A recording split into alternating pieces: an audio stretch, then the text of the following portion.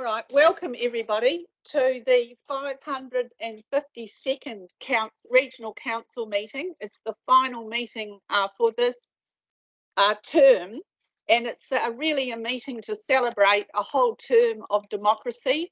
I think we should all, each and every one of us around the table should be very proud of our achievements, and I'm sure we'll hear more of that when we hear from the people who have decided to depart local government representation.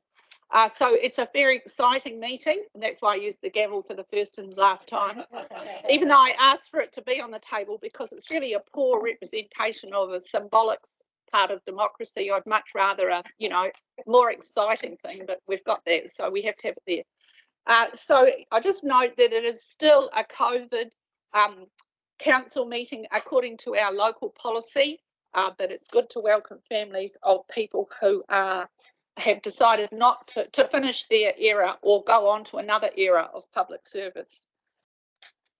So I'd like to hand over to Councillor Tumutai Yayan Cramwell to give us some mihi whakatau. Thank you, Yayan. Tēnā koe, Jenny, tēnā koe. Waterways, taku pane ki uta, taku waiwai ki tai, taku kaika ki o tā wiri e tau nei. Tēnei a mako, tēnei a ire ke huka tāra wewihi o waire wae hau nui. Me tuatai ki te rukarawa, nō nā te timataka, nō nā te whakamutunga, kauri inoi ana hoki, nāna, tata katoa, manaki, tiaki, ka wā katoa. Ka huri au kia rātau kua hea ki te pō mai rā o ki o ki mai. Kia rātau e tapu e te ara whānui o tāne, tēnei wiki, tēnei marama, tēnei tau, kia au te mai rā o ki mai. Tiraha, whakatāi, tēnei wā, ka huri taku aro, ki Ingarangi, ki te Queenie, e re hapati tuarua, ko e atu tēnei au, tēnei wā, hoki te maumahara o tōna mahi, i te wā ona waiwai, i tapahia e tēnei au huri, e te kui, moi mai, o ki mai.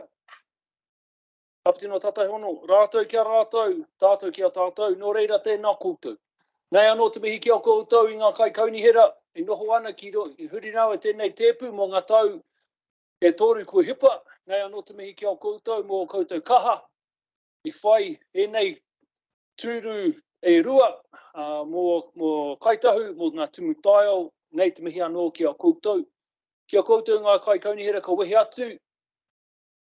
I tēnei tepu, nei anō te mihi. Nei anō te mihi kia koutou mō koutou kaha. I whai te mahi hei tiaki manaki i te whenua me te wai o papatunuku ki te wai paunamu ki Waitaha. Tēnā koutou, tēnā koutou. Tēnā tātou katoa. Kia pai i ngā mahi kei te heki mai nei. Kia koutou i whai te turu anō, i tuku tō ingoa ki te ao whānui. Kia kaha, kia mai, kia mana manui. Mō tērā pōti kei te heki mai nei. Just quickly acknowledging everyone around the table, the amazing mahi that's been done. To those that are leaving, all the best. There'll be lots of more words coming in the next couple of hours, no doubt. And then to the ones who are seeking re-election, kia kaha, kia mai, kia mana nui. Nō reira, e te whānau, kua tai mai i tēnei wā, kua mātakitaki hei tautoko i tō tangata aroha, nei reira nei anō mihi kia koutou. Huri noa te whare nei, tēnā koutou, tēnā tata katoa, ka huri te rakau, kia councillor Farm mo te Karakia, Whakamutunga. Kia ora lan. Kia ora. Whakataka te hau ki te uru, whakataka te hau ki te tonga. Kia mā kina ki uta, kia mā taratara ki tai. E he ake ana te atakura, he tio, he huka, he hauhau, ti hei mauri ora. Thank you, Yayan, and thank you, Lam. We just should note that Yayan's just returned yesterday from a First Nations experience in the very cold and very north of North America. So we'll have to hear more about that. It's a very exciting place he sounds like he's been. So thank you very much for that mihi whakatau. Right, we'll move on to the business of the meeting. Apologies. The only apology I've got at the moment is Ian, Councillor Mackenzie is going to be early departure this afternoon. That's the only one at the moment, is it? Yes. All right, and now we're going to do a minute. Oh, yeah, Yvette's just come online. We're going to do a minute's silence now to remember the Queen. So what will we stand up or will we sit down? We'd like to stand up, thank you. And we'll be standing up for a minute so you can just reflect on whatever you'd like to reflect on. Thank you, everyone. Please be seated.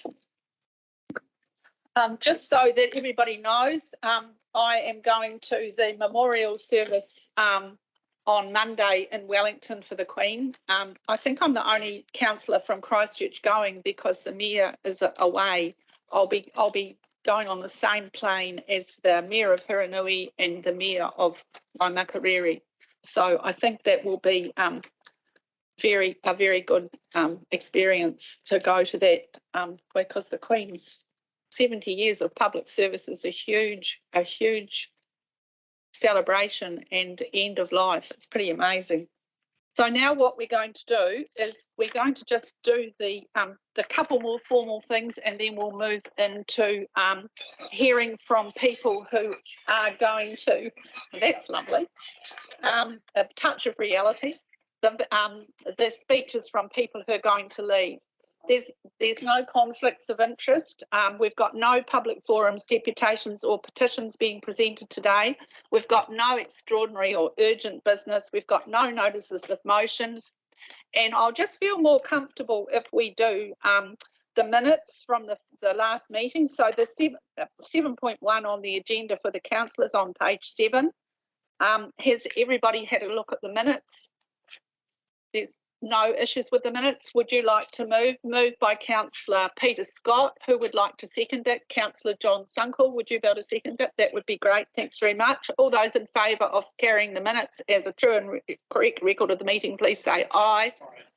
I don't think there's anybody opposed, so that's carried. Thank you very much.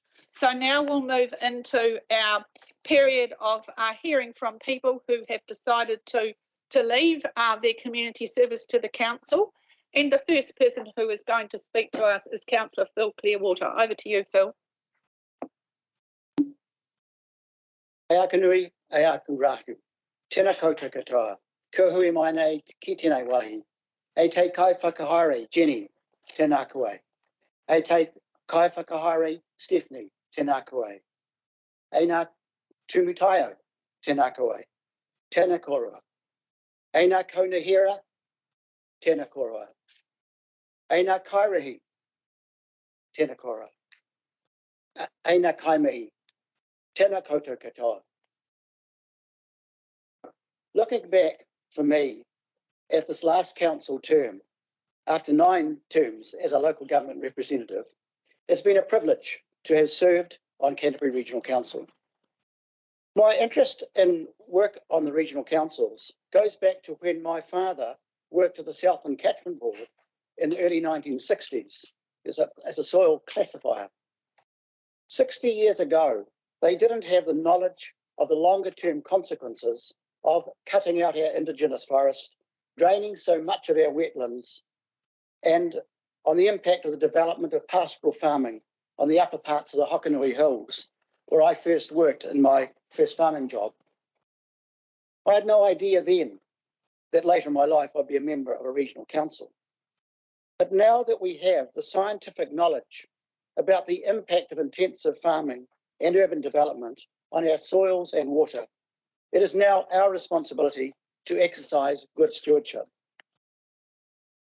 And I want to thank all of you as councillors and staff for your contributions that you have made to Council's Mihi. I also want to specially mention some people. Firstly, I want to thank my family, my wife Pam, for being a stalwart to me in undertaking a challenging role. And I also thank my daughter Lucia and Susie for their support, as they saw a lot less of me due to my community service when they were growing up.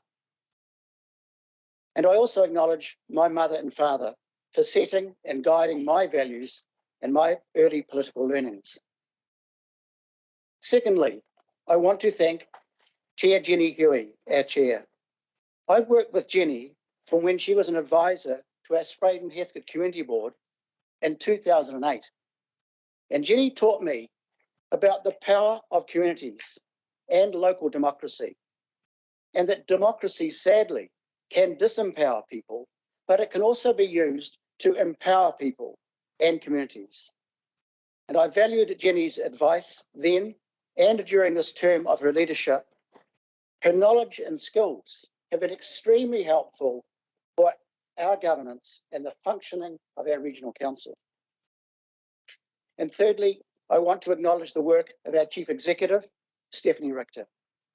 After nearly 10 years of ECan working under the commissioners, not only has Stephanie had to lead ECan staff to working under the Local Government Act, but she's also led at a time of probably the biggest legislative changes in the history of Aotearoa, as well as the biggest pandemic.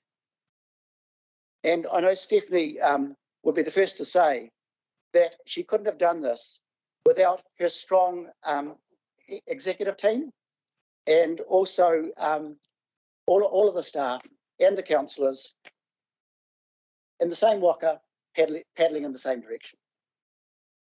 I also want to thank Peter, our Deputy Chair, for the support and guidance that Peter has given our council, and his invariable good humour given the challenges.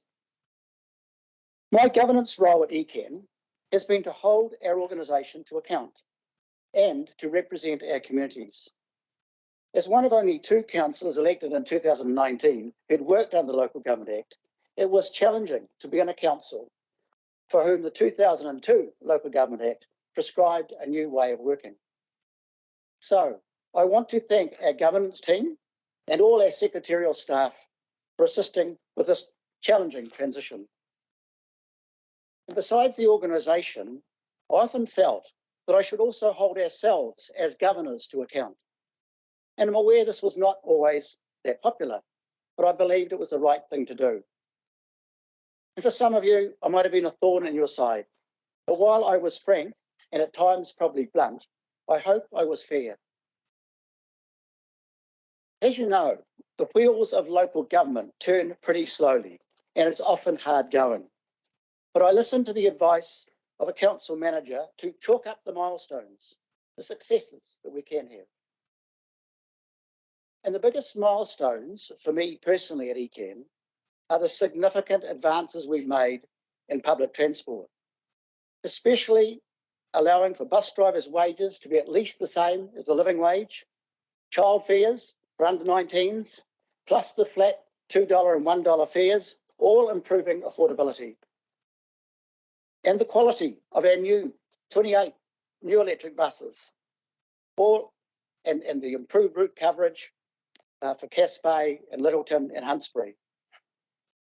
And I'm grateful for the skills and hard work of our transport staff, because I believe their skills are truly remarkable.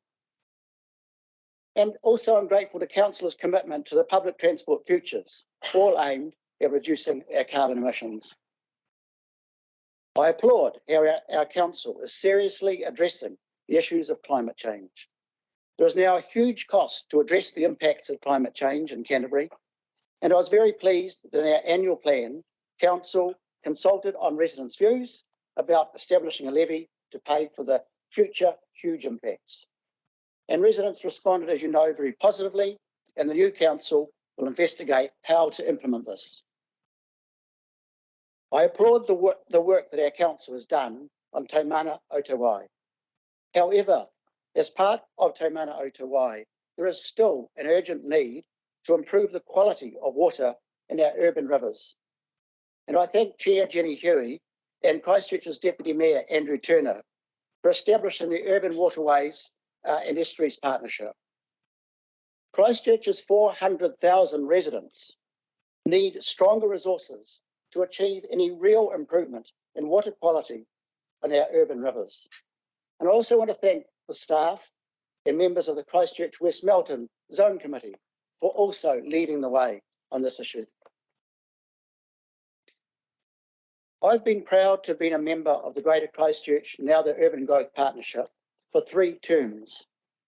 Notwithstanding different views, there's been strong collaboration by the staff and representatives of the councils. ECan's contribution with a regional perspective has been pivotal to achieving the collective rapid public transit, housing and spatial planning for Greater Christchurch's future. But history shows that we can never take such collaboration for granted.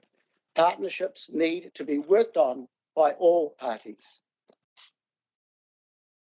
For me, the recent passing of the Ngāi Tahu Representation Bill marked a milestone in our council's journey to co-governance with Māori.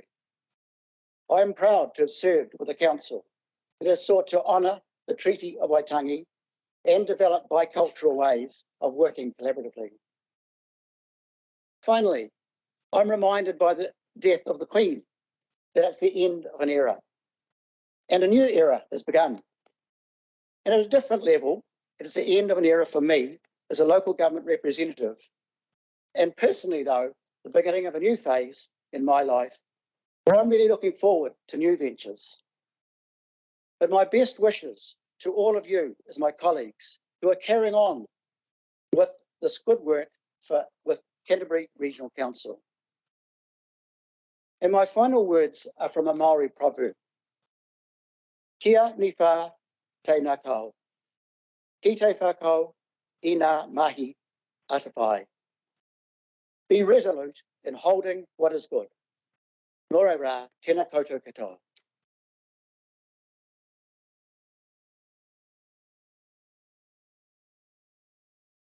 Thank you very much, Councillor Clearwater. That was just a very interesting speech, so thank you. Reminds us of where we've been through this term, so thank you. I'd like to invite Councillor Megan Hams to say a few words. Who did you just want to wait a minute? Yes, Councillor Nicole Marshall, would you like to go next? Kia ora, Chair. I struggled with how to put everything together for this. Did I want to rant or did I want to thank? Did I want to reflect or did I want to focus on the challenges ahead that this council's facing? But I know I want to thank everyone who voted for me 3 years ago, who trusted me to be their voice and gave me the opportunity to be here with you all for the last 3 years. It's really humbling experience. I remain humbled and I really hope that I've done you proud. Thank you to everyone out there who has supported and engaged with me across this council term in this role. And I really want to thank my personal support network of Benji, my mum, and my wider friends and whānau who have really been there for me through the trials and tribulations. I want to acknowledge the Bromley community for their trust in me and the trust that they have built in ECan through the efforts of Paul Hulse, Ruth Sarson, and the rest of the team that has been involved with addressing the smells coming from Living Earth. Ignoring the wastewater plant fire, we have made huge progress in resolving the smell issues in 3 years, much more than we have in the decade previous. This shows the power of listening, understanding, and working together to build that trust and understanding. We're still on a journey to the resolution, and I sincerely hope the community gets reprieved sooner rather than later. Thank you to Stephanie and the ECan and the wider whānau, past and present, for their support, friendship, and the expertise you have shared with me on this council term, and all you've done to enable my success and the success of this council. I thank you, and I value you. Stephanie, if this council has done one thing right, it's been securing you as our CEO. The way you've raised to every challenge arising out of ECan, out of Waitaha, out of Wellington, it's nothing less than awe-inspiring, and you are my hero. Under your leadership, I'm really confident in where ECan is heading and how you'll position us into the future.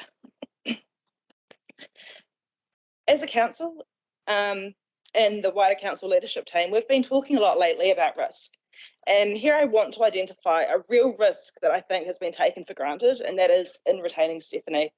Some days I do wonder why she bothers putting up with us when she could be doing the same thing without being surrounded by people who posture ad nauseum with stories and perspectives that we've all heard repeatedly, who don't trust or or respect others to make expedited decisions and have to be there every step of the way for every little thing, and people who haggle over exact wording and reopen decisions and discussions constantly. And what do all these things have in common? They are all mechanisms of organisational sabotage. Why would any of our people want to stay and endure such conditions when they are actively fielding better opportunities from elsewhere? Many at this table need to be more self-aware and think of how their actions are impacting others. I ask returning councillors to look at personal behaviours and think, are you helping yourself or harming others through your actions? I want to remind councillors that we have really, really good people at ECan, and we need to listen to our people for ECan to be successful and for this council to be successful.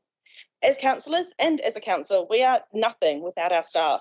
We don't always have to agree with staff, but we do need to be respectful and retain the trust of our staff. Some at this table have used questioning to interrogate staff and undermine expertise. If you are not an expert on a subject before you got elected, sitting at this table does not make you one. Debate the merits of an idea, not the competence of our staff. Question to understand, not to undermine. We are one team. Build your teammates up, do not tear them down. I want to acknowledge our governance team. They were having an absolute time of it early in our term, and through their commitment and the growth of organisational support around them, they appear to be in a much healthier and happier place. We can't do our job without our governance team. Thank you all, past and present, for everything you do, and in doing so, make us look halfway decent. I want to acknowledge ECan leadership, people leaders, and our IT teams for their success in transitioning our organisation to successfully work from home during COVID. And I want to acknowledge the entire ECan whānau for keeping up the mahi across this time of huge personal stress. To our executive leadership team sitting back there, so much change in 3 years. I've enjoyed working with you and knowing you in our time together, and I'm really confident in your capacity and capability to lead our teams and our region into tomorrow. Thank you to our ECan whānau, past and present, and our wider ECan whānau in the corner, etc., who have supported me and us in doing our job, responding to inquiries, resolving IT drama, hosting workshops, briefings, writing and presenting council papers, even those who are just happy to stop for a yarn, like our fantastic ladies at reception.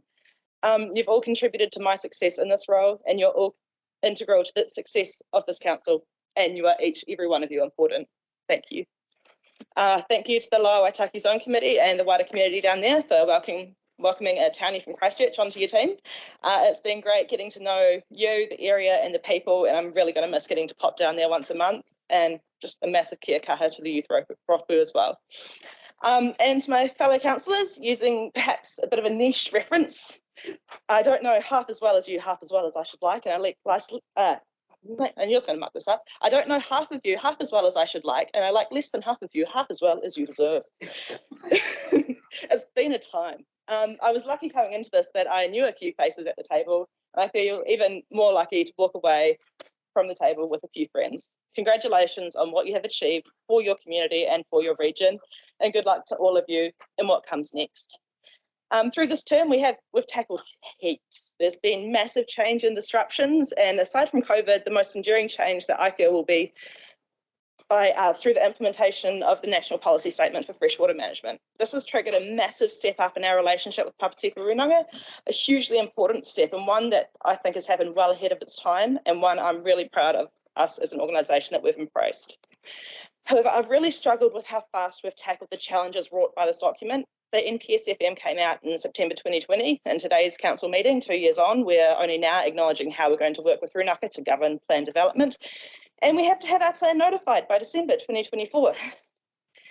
We've spent half of the time we had talking about having a conversation with Papatipu instead of owning our journey to date, owning the baggage and tackling this. Being bold, being brave, showing Panona and Maiatanga.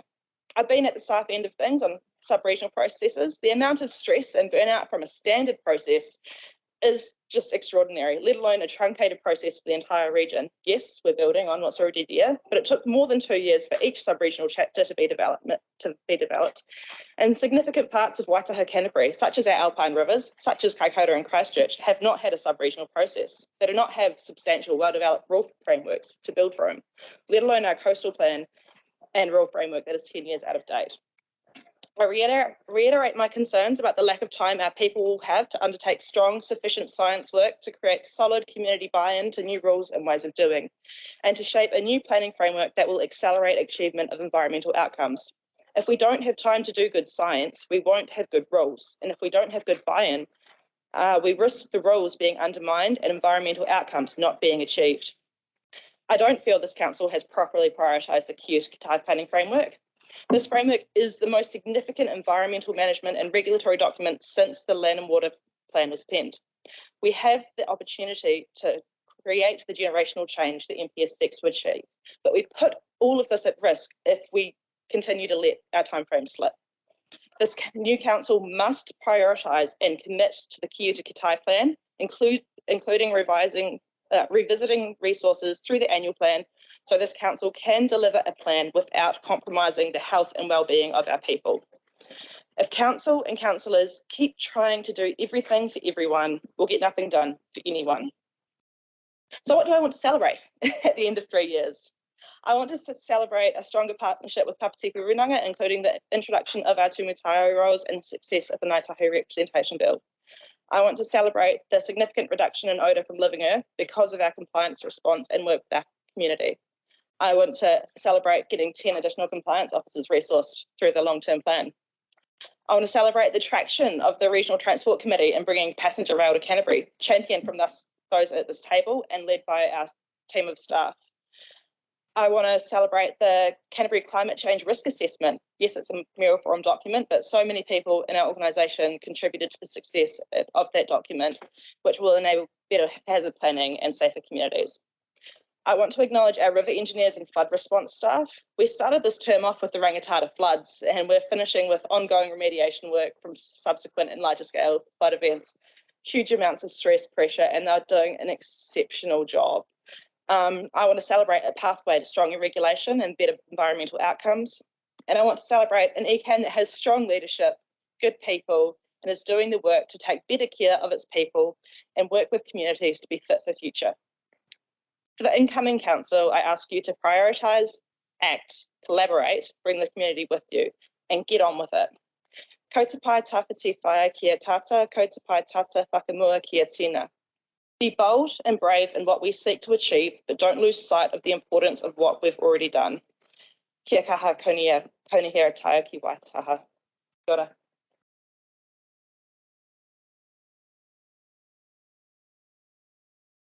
Thank you, Councillor Marshall, for your perspective on the last term. I'm sure that can be very helpful.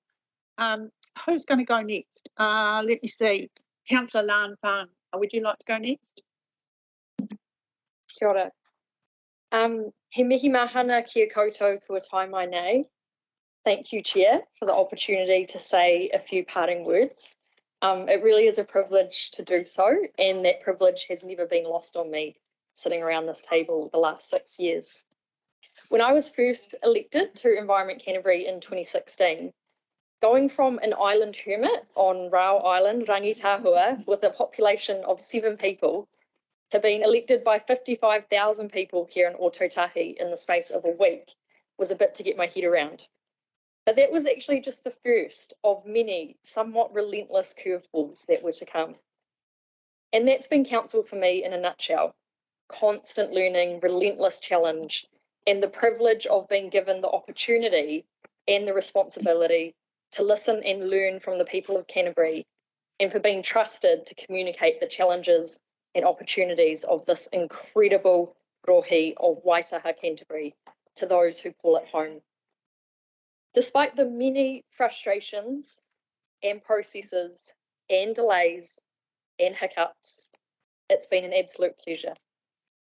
The highlights have definitely been where our people and our environment have been the winners. Being in Parliament alongside our Ngāi Tahu and Papatipu Runanga treaty partners for the Ngāi Tahu bill passing, our step change in biodiversity investment. Whenever we've funded something real, like paying people living wages, like protection of our biodiversity through supporting landowners to covenant, or investing in growing the education of young minds and their ability to influence the world through the likes of Enviro Schools, and leading the Young Elected Members Committee of LGNZ for the last 6 years has been another absolute highlight. To the disappointments, well, I won't be able to name all of these because I've only got a few minutes. Ultimately, though, I came here for outcomes, to see real action and measurable improvement in our environment. And despite the awesome efforts, both at an organisation and out there in our community level, I'm yet to see clear evidence that we're making significant gains, and there are still really big gaps. I don't think we're any further along in understanding the true cost of environmental externalities. The basics like access to clean, safe drinking water are not yet universal across our region. Our water takes are still threatening our dwindling native fish populations through ineffective fish screens. And our response to our climate emergency is still very much in its infancy.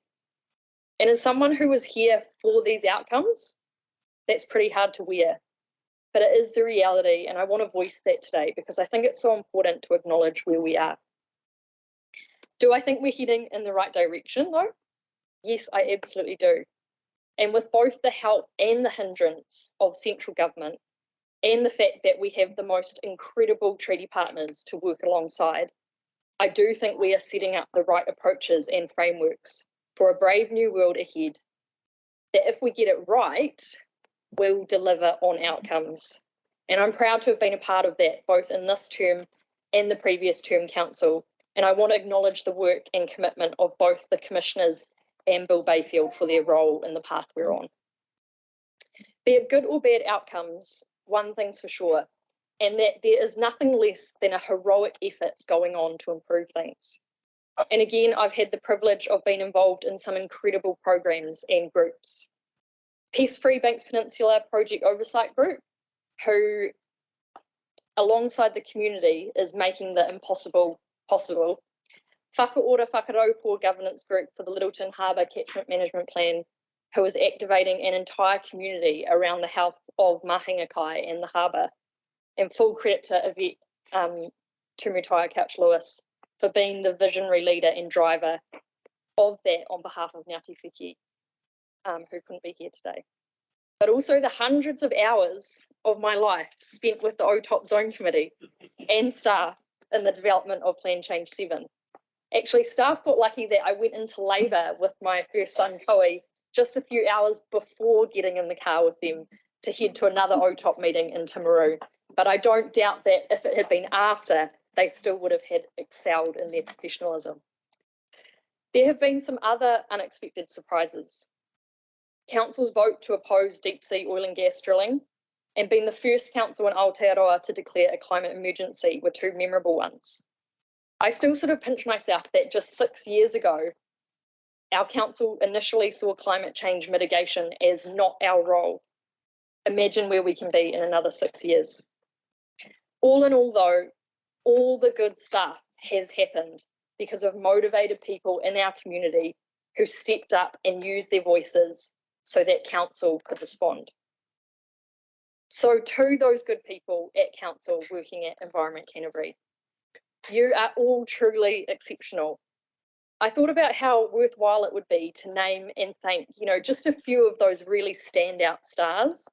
But I started listing them, and once I got to 36 in about 30 seconds, I realised it wasn't going to work. There's just too much excellence.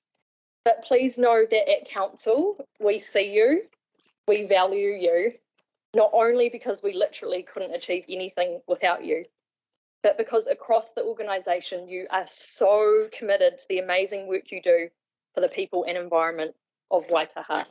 And thank you, thank you, thank you for contributing to the world in the way that you do. Thank you, Stephanie, for being such an incredible leader, as has already been mentioned. You really are a woman of great inspiration to so many. And I, like many, so admire your integrity, courage, and openness in the way you lead.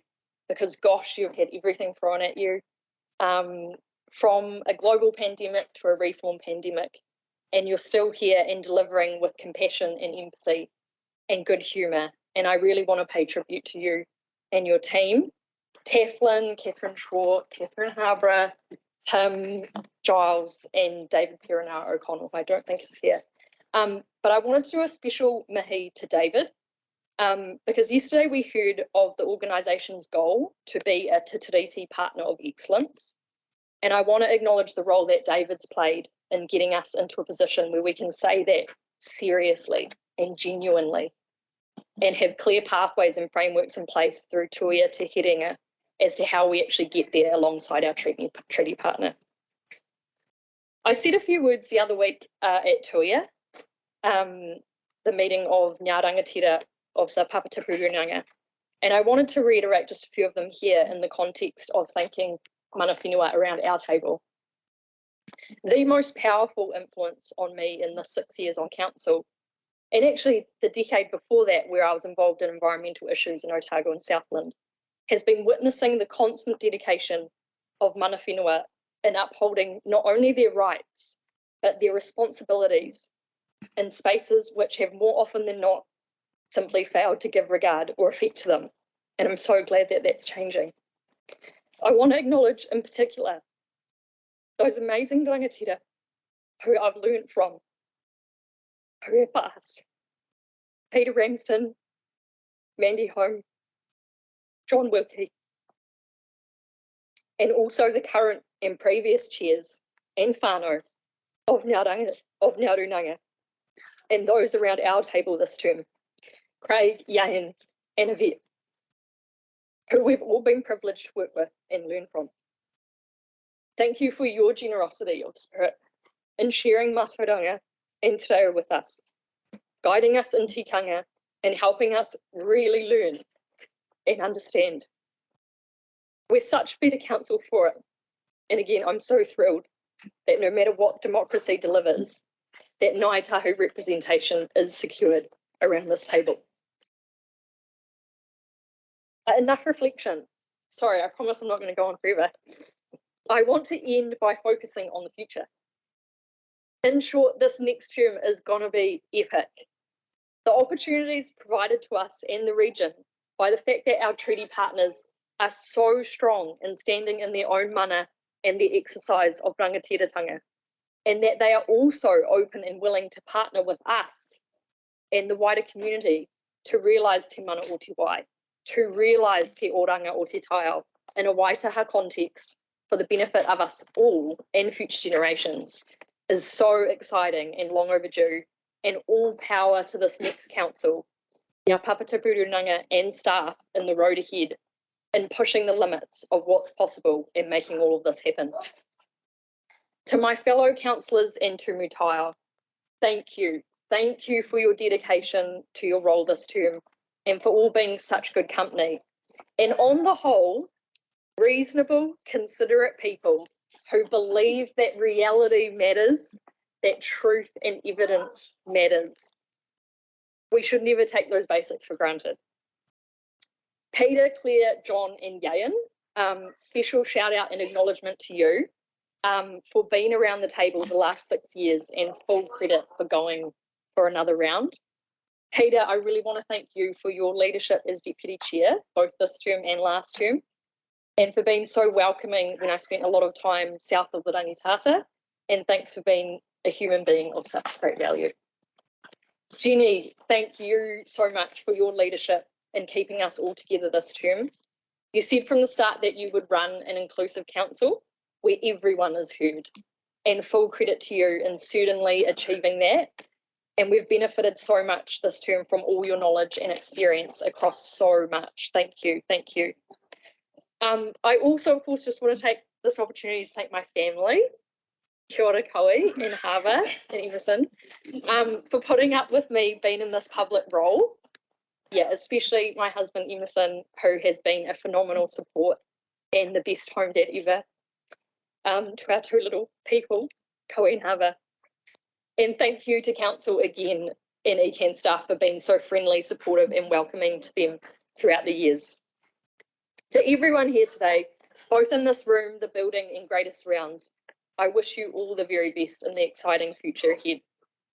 As far as I've learned, there may be no magic wands, but what we do have is the power and the ability to make every day new decisions, big and small, that not only keep us on the right path to securing a decent future for our kids and future generations, but where necessary, allow us to carve out new, much better paths that make sense for tangata whenua and tangata tiriti in this special place of Waitaha. However, we'll only get to make the best decisions and carve the smartest paths if we have voices from across our entire region at the table. If we understand that diversity of voices is our strength. Kanohi te kanohi together. So kia kaha, keep going, be brave, and I hope our paths cross again in future. Ngā mihi nui and aroha nui, thank you so much for having me.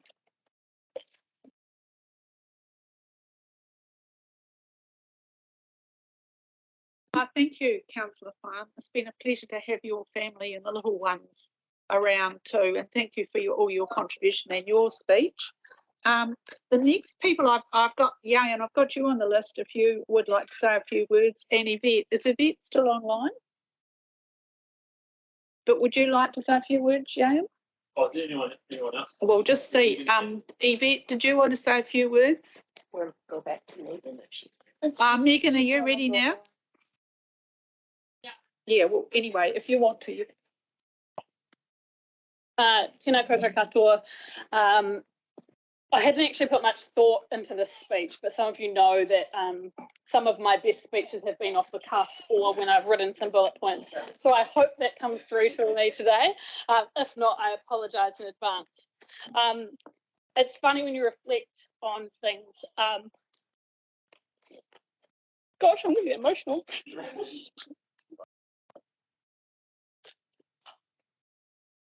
I've never described myself as an emotional person, but I've been quite teary every time I've been at this goddamn table.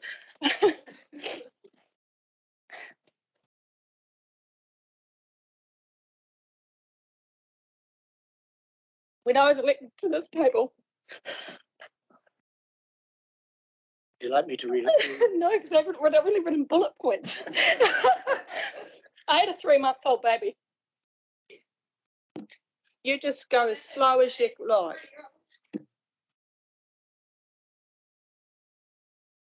And I have a 3-month-old and a 10-month-old.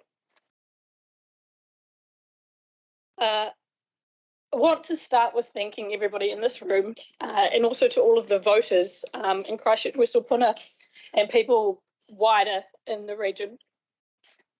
I didn't think leaving this table would be this hard. I need to acknowledge staff who are the beating heart of this organisation. Stephanie, SLT, everyone else.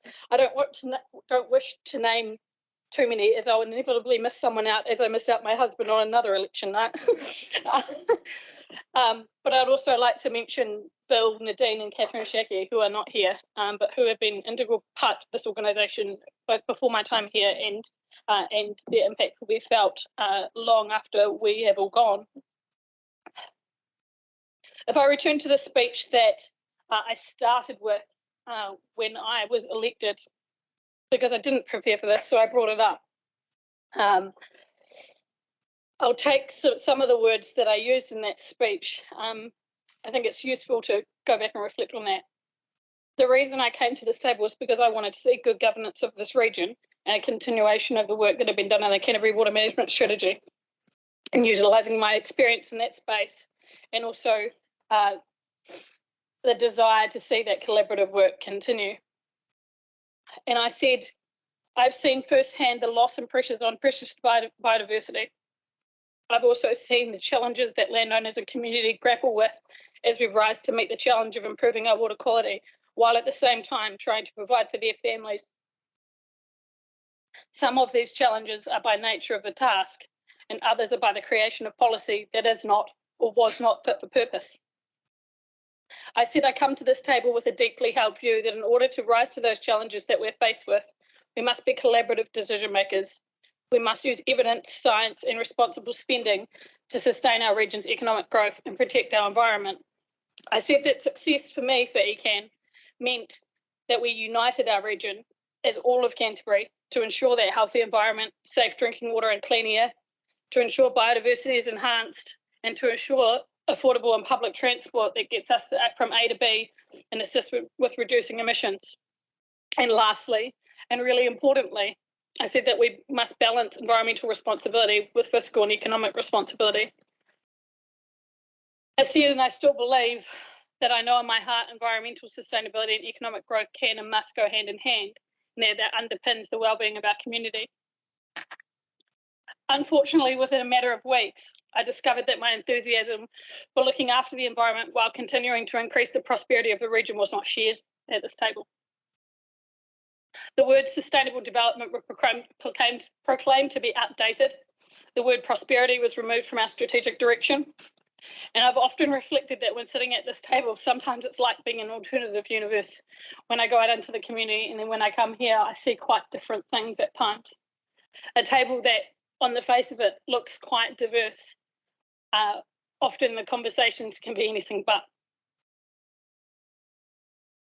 It's no secret that I've been on the wrong side of votes, but I am happy to have supported in some way Mea Rurako. While not as ambitious as Craig would have liked, a forest can grow from a single seed and good things take time, and I think that will be a legacy for you, Craig. I'm proud of the Ngāi Tahu bill, of our fares reduction, despite the difficult debates that has caused and the fact that we need to do more in public transport. Increasing bus driver wages.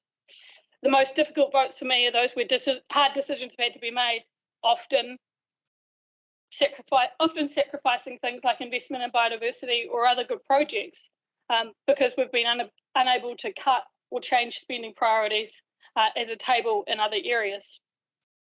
I had hoped that perhaps we could all do a little give and take, but I feel like often some of us have done a lot more giving. I can only hope that while I've almost always been on the losing side of votes, but in being true to myself and those that I represent, perhaps I've still had some influence on those debates, and that I've helped staff and given advice as they've given and taken advice. I have some sadness that this council had so much unrealised potential.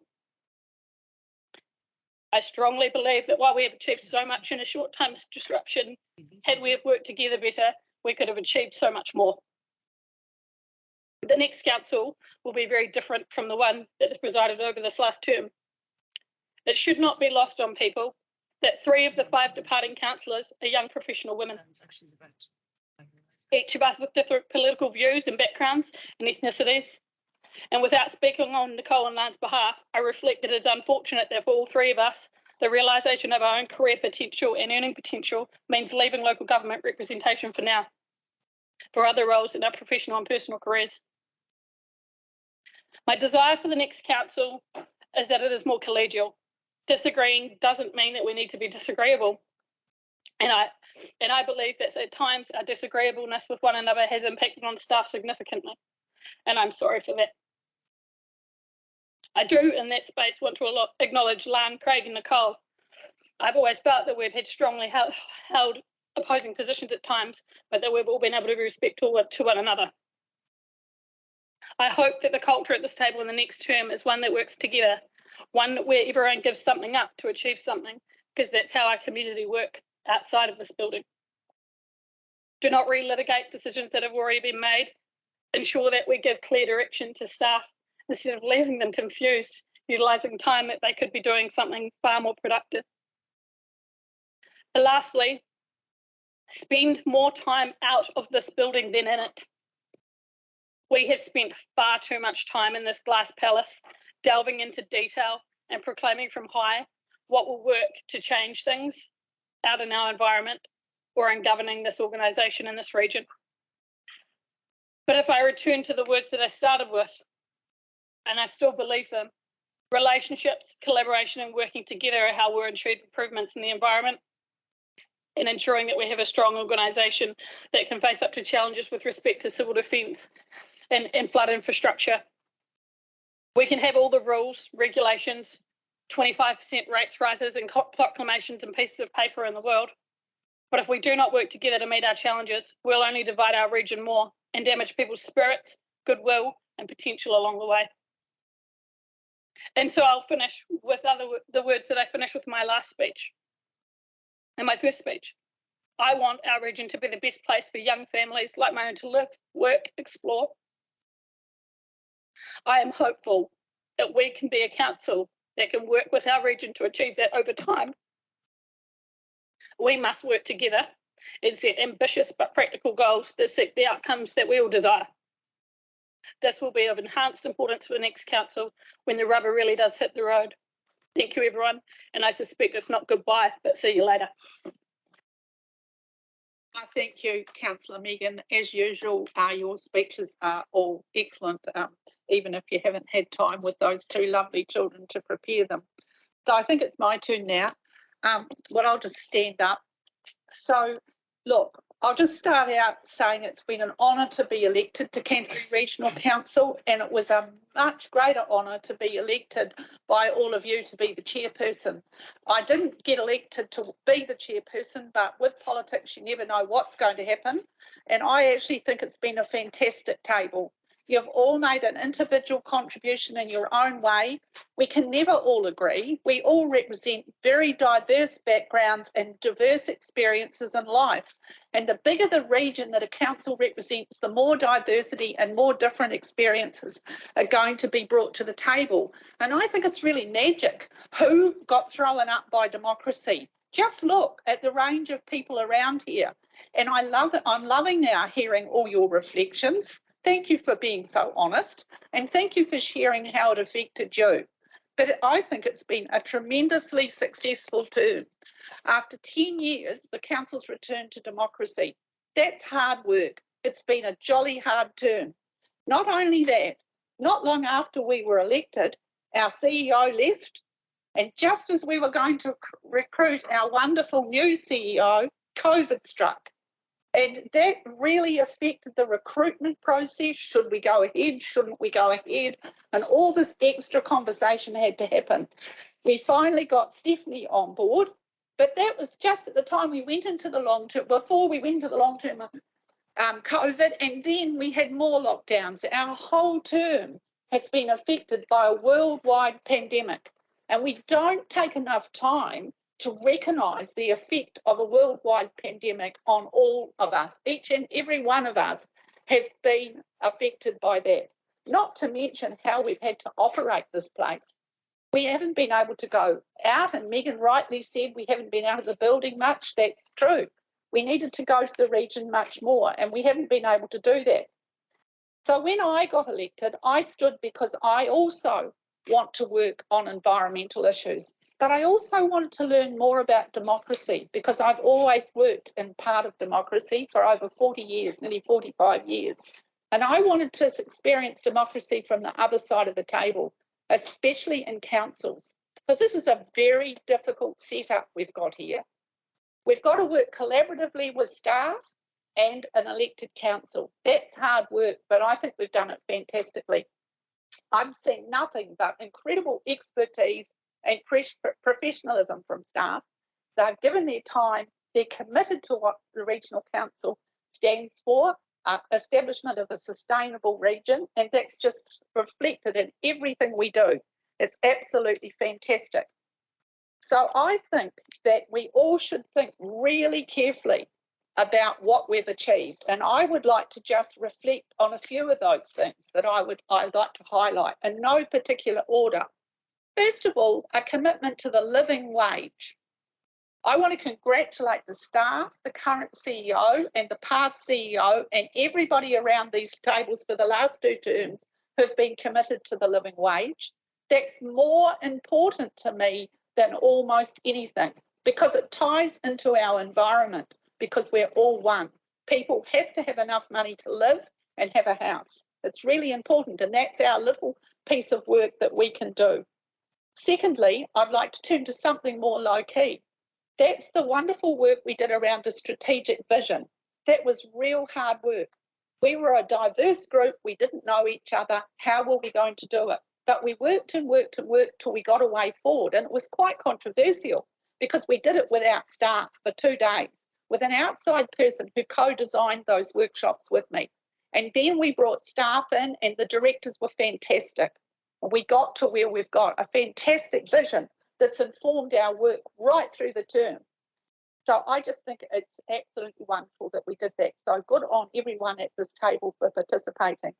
And I'd now like to turn to working with mana whenua. It's just been such a privilege to work with mana whenua more closely at this table. And I think the work we've done with Te Runanga or Ngāi Tahu, and in particular with the Papatipu Runanga leaders around a new way to do local government in Canterbury is just fantastic. And I think that continues to be reflected in our freshwater policy work that we're doing. It's just a wonderful way forward. And being there in Parliament when we passed that legislation was a true honour. It was just so exciting. And to be part of the singing and to have practiced and all, it was just so empowering and really, really, really exciting. But on another level, it's about relationships. I've really had a great time getting to know Craig and Yvette and Yayan and all the Papatipu Runanga chairs and everybody else who's involved in this magic that we're finally doing here and stepping up in council iwi relationships, just as we promised, the Crown promised in 1998 we would do in our settlement with Ngāi Tahu, but we've been pretty slow to do it. So I think it's congratulations to everybody who works at Ngāi Tahu and who works and at the Regional Council to where we've got now. First, I'd like to say it's fabulous to have more people coming to our meetings. And I'm really proud that I push for a public forum. And so would all of you. This morning I counted how many people have been here. 94 people. That could be a bit wrong because I did it really quickly. But I think there was 94 people. And you think the range of people we've had. We've all been proactive in getting them there. And staff have been splendid in how they've reported that back to us. And the way we've got that so open now. And if you have a little look back, if you've got some time, at what staff have said they'll do in response to those things, it's just absolutely fabulous. And it's things that they've been alerted to, we've been alerted to, and weren't necessarily happening. So it's fantastic. We've spoken to many, many groups. We've spoken to Fish and Game. We've spoken to the Federated Farmers. We've spoken to the little groups like the Banks Peninsula Conservation Trust. We've spoken to the irrigators, the power companies, Extinction Rebellion and Forest and Bird and many others. And we've done it regularly. And I'd really recommend that for next term. It's very empowering work for everybody. And it's about engaging in democracy through the Local Government Act. You're only supposed to make decisions for a good outcome for the community. That's actually required. How are you going to do that if you don't have a proper conversation with them? What about the Nāsela Tussock and the dust workshops we've done? When we talk to staff about let's do some co-development, some co-design with the community, they didn't say, go away, you stupid people. They said, great, let's get some people and let's design it. The first one they did was the Nāsela one. And Grant and I were privileged enough to go and hear it from staff and the great consultants they got in and how they would do that. We went along to the Nāsela Tussock work and it was just fantastic. And most people there felt really empowered from that. And staff have been doing a fantastic job around the Nāsela Tussock ever since. And Craig's been fantastic with the work he's done with the dust in the West. And that's work in progress, but it's working in co-design with the community. And it's really, really good for the Regional Council's reputation. And Nicole's already mentioned the work with the smell and the living earth. I think it's fantastic that she went along and continued that work on the low-key relationship with the community, and staff stepped up in a magic way by combining a community engagement with a technical tool to get that situation, that smell, to a level that's never happened before. Staff should be congratulated for that. It's absolutely fantastic outcome. I'd like to talk about climate change. We've got a climate change committee and there's great councillors working on that. It's fantastic. And staff steps up with its time Canterbury. That's fabulous leadership across the whole council and the whole region. And that's just going to get better and better next term with the Merrill Forum buying into that. Of course, we've tested our climate change levy and the idea for that. I'm going to be watching that space. I think it's a brilliant way forward. We've also done funding to community groups. We've now got about 600,000 in that fund. And that's just fabulous because when you work with the community, you get what, $10 for one? I think it's actually 5, but I'm sure it's about 10 now with inflation. And that's called the Waitaha Action Impact Fund. So make sure the community knows about it. 12th, influencing government. I said right from the start, I thought that because we're the only Western democracy in the world that has the select committee process, we should be there whenever we can. And we have. And staff have been brilliant about that. We've made 40 submissions and we've got a super process with all the co-chairs involved in helping the chair get that done. And that's a lot of work, but it's really worth it. It's absolutely fabulous. And I could tell you what some of them are being about, but it's taking a bit long. 13th, public transport. And I've had people in the community say to me, the buses are so cheap, they can't believe it.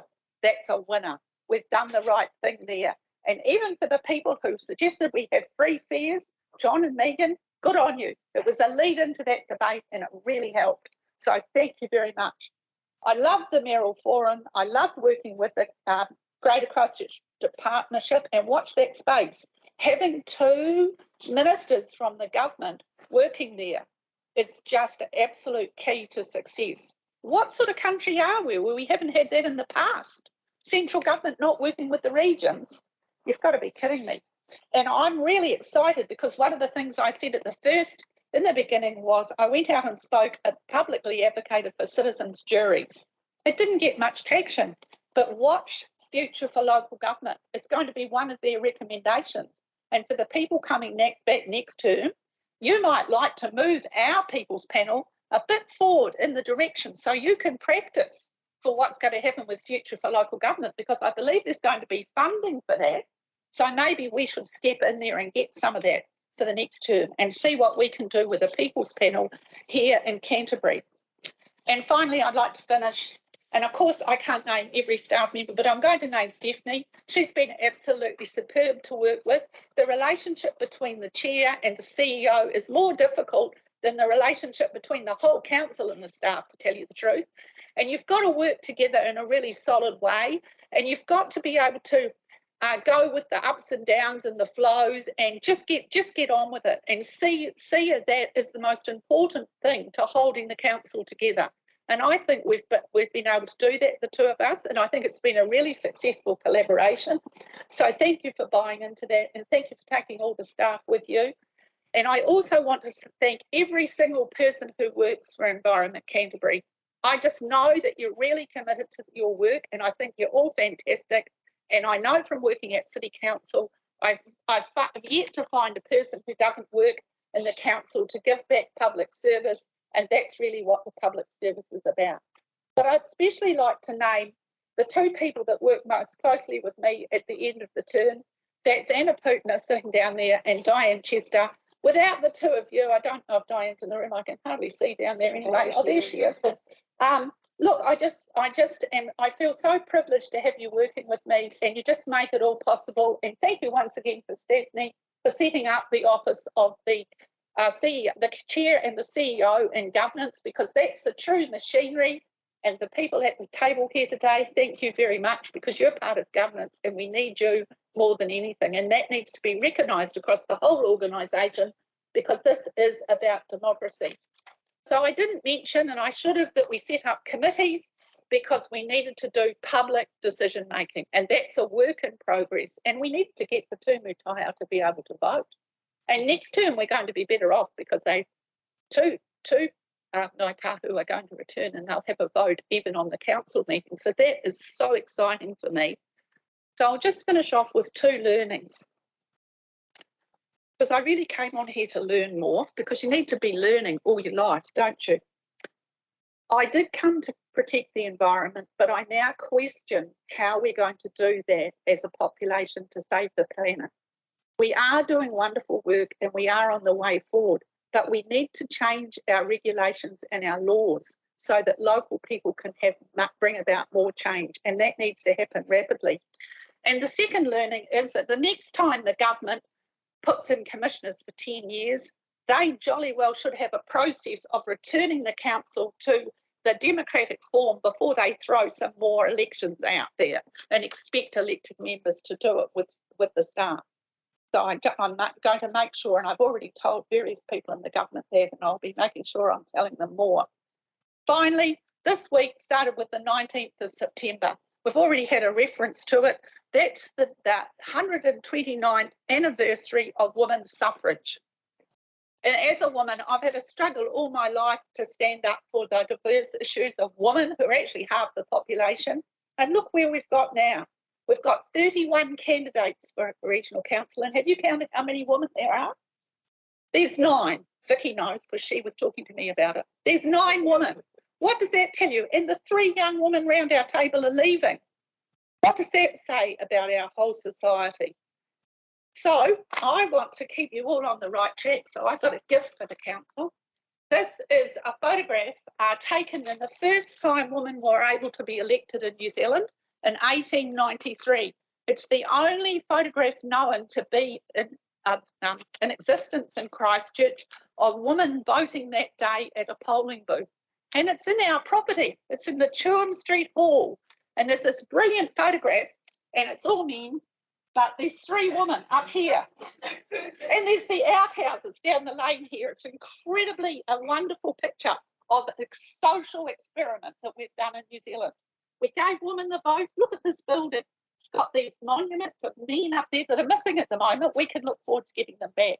It's a really exciting picture. It's even got a horse in it. That's why I got it for you, because the horse is in it. But actually, I got it in here for you because it's been in the press a number of times, and I saw it 20 years ago in the press, and I followed it up. And with the help of the wonderful people that work with me, I was able to get this copy for you. And it shows us more detail of that building that we're going to restore next.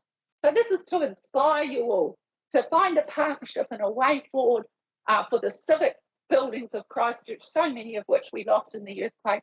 You've done a fabulous job with that one next door. Now we can do this one, and you can put it up there, and you can think about why aren't there so many women around this table. And you can think about this picture, and it's not very long ago that that's what it was like. So we're doing a pretty good job, women, really. And also, I have to say this because I am the first woman to be elected as an elected member, fully elected democratic chair of Environment Canterbury, which has really gone unmentioned. In the 70s and 80s, that wouldn't have happened. Not that I've wanted to mention it to anyone really, but it is significant, isn't it? Anyway, I'll stop there. I think you've all been absolutely fantastic. I've loved getting to know you. And I think it's going to be exciting for the next term, especially having Ngāi Tahu at the table and especially having the new freshwater policy statement. I just can't wait to see what happens. So thank you all for listening to me and working with me this term. Thank each and every one of you. You've been brilliant. Thank you very much. Thank you, everybody. Thank you very much. It's been a pleasure to work with you. Now, Yvette. So I don't know whether I should probably give these to you, Gordon. Yeah. You may deserve them more than Jenny. Yeah, we have an argument about who picks the cut flowers at our house. So I'm just going to say a few things about being deputy chair.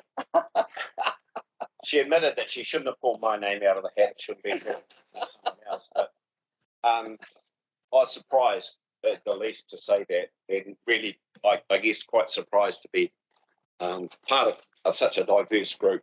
But Jenny and I made a commitment right at the start that we were not going to get on the front page of the press. And we haven't yet. The day's still got some time to run. And I think we're going to get some alcohol in us later on. So who knows? Oh, no.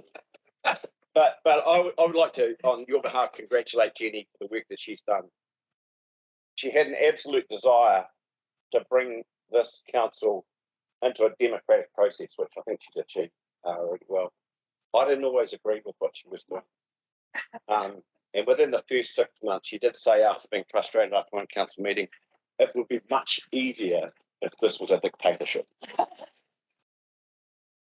But she shared my confidence, and I appreciate that. And I wish you well, Kim. Oh, that's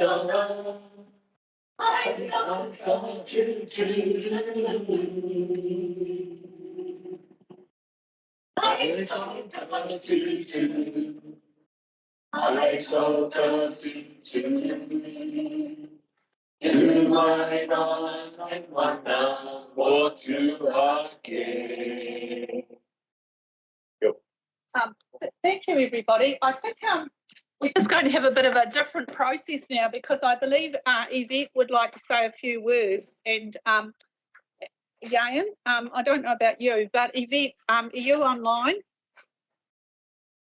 I am. Can you hear me? Yes, we can. Would you like to say a few words now?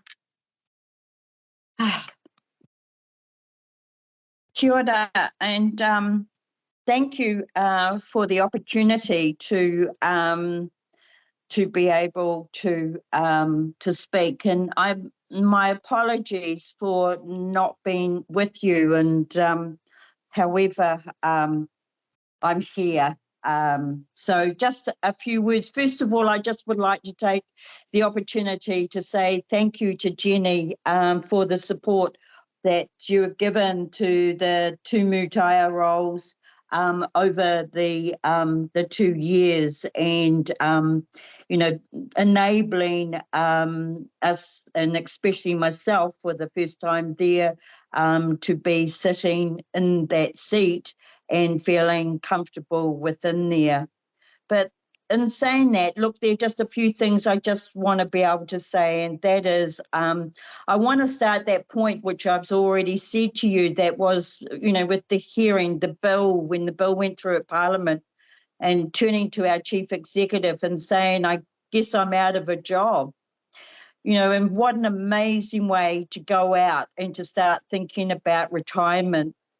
I was reminded, you know, at Parliament and during the time when the bill goes through, when the bill was going through for the third reading, that it is about the next generation and supporting that next generation in terms of being at that council table and having that Ngāi Tahu voice. I have done my time, albeit a short time, and that, you know, at the table, the main point for me for those 2 years was that at that table to have that Ngāi Tahu face there. The bill has changed that. And I just want to say that the advisory role is not an easy one, and the changing of the bill has made a huge difference. And I want to, at this point, acknowledge Daphne and her leadership in moving.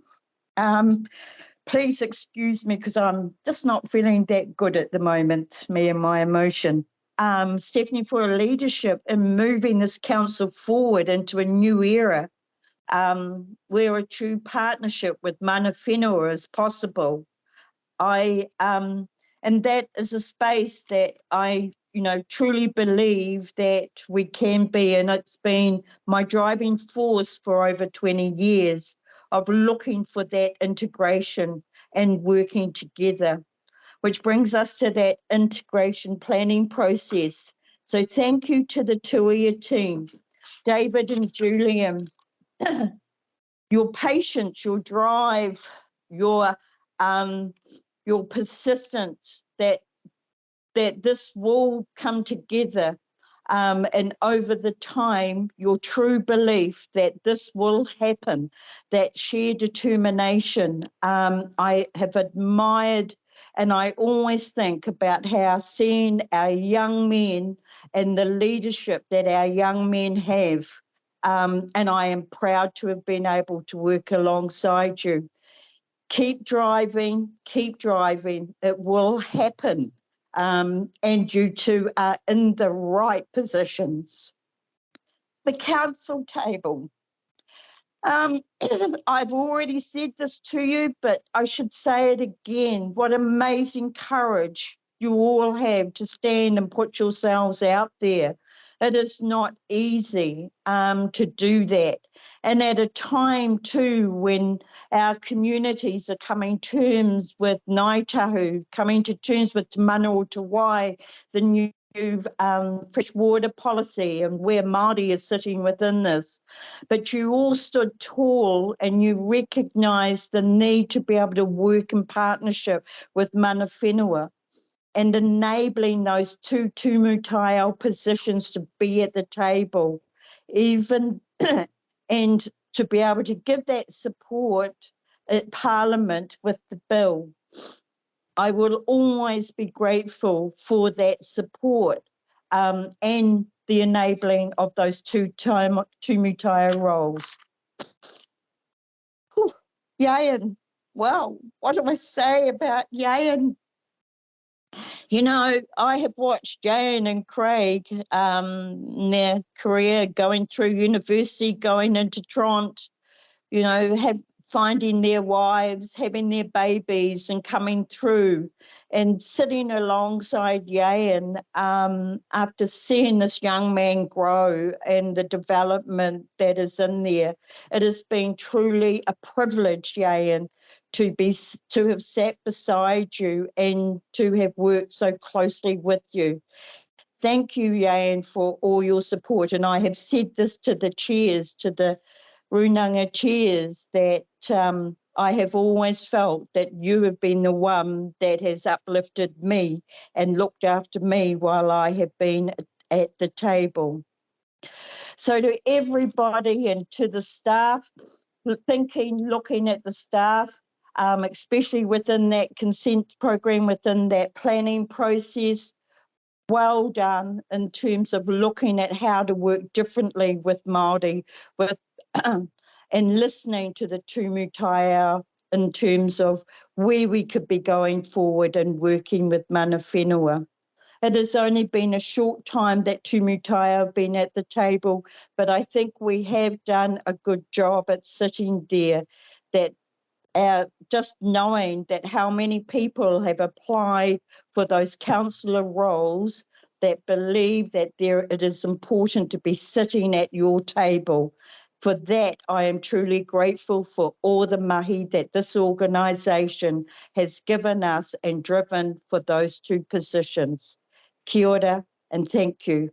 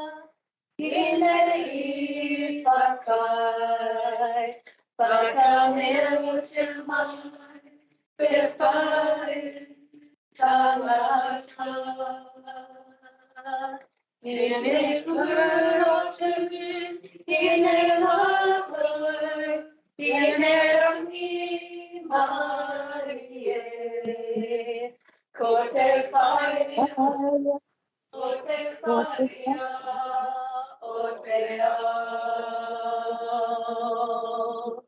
Ko te whaia, ko te whaia, o te ao.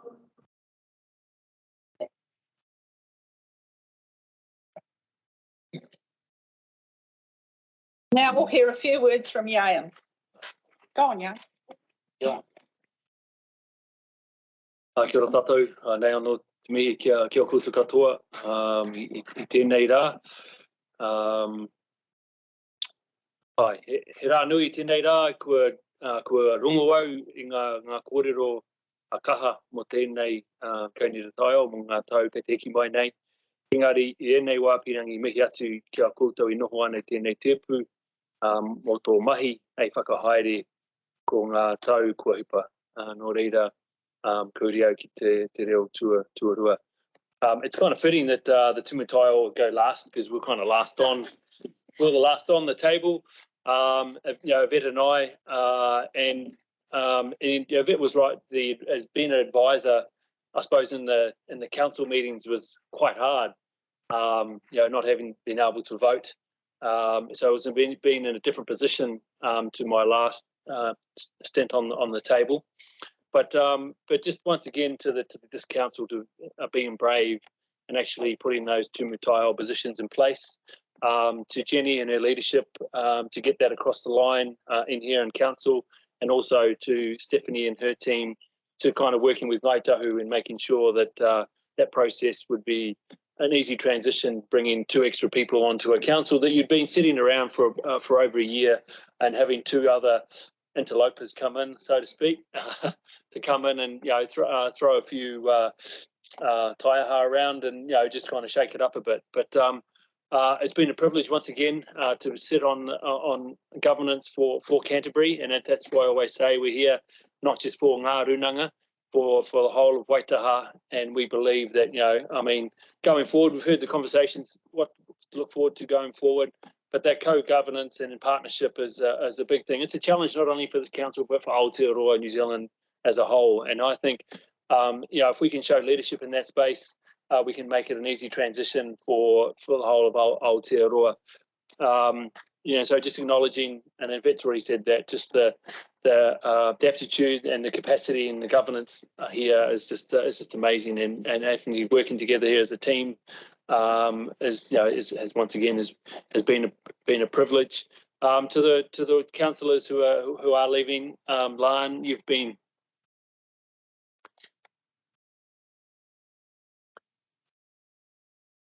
special person. I blame the jet lag, and also Vet's comments.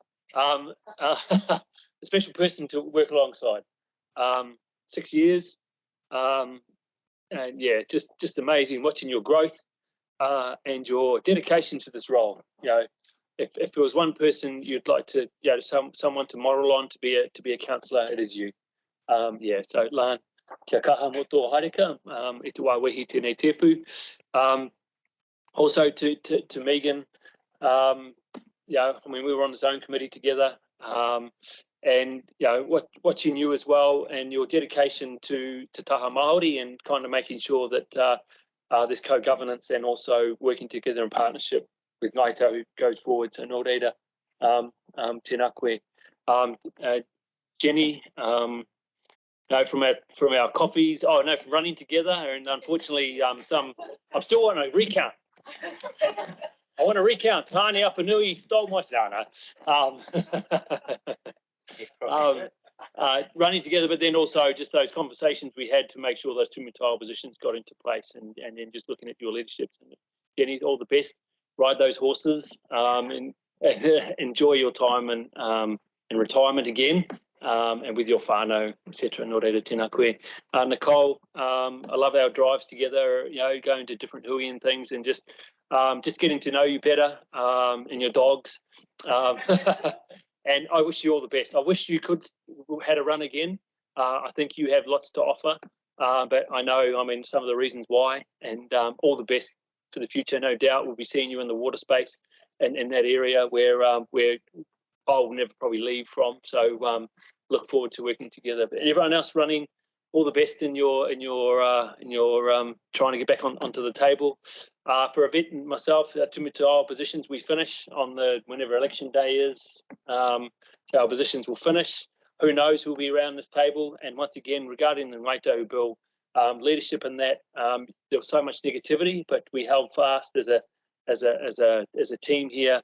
So whoever those two Ngaito people are, I'm sure they'll bring in their governance expertise, and they're looking at working together in partnership moving forward to move ECan forward for Waitaha.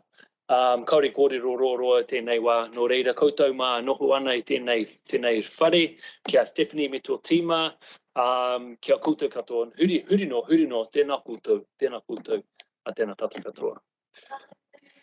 Siria mandu, Whenua ki te popo te raka katou, katou mai I te ruhi e tau e koia ko tāra riki ki mai maui e kāra I te pitu me te waru e tau e koia.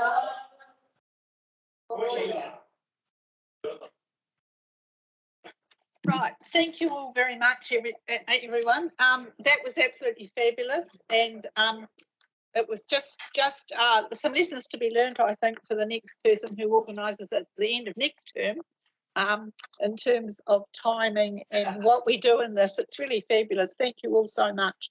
Now, at the start, I mucked up.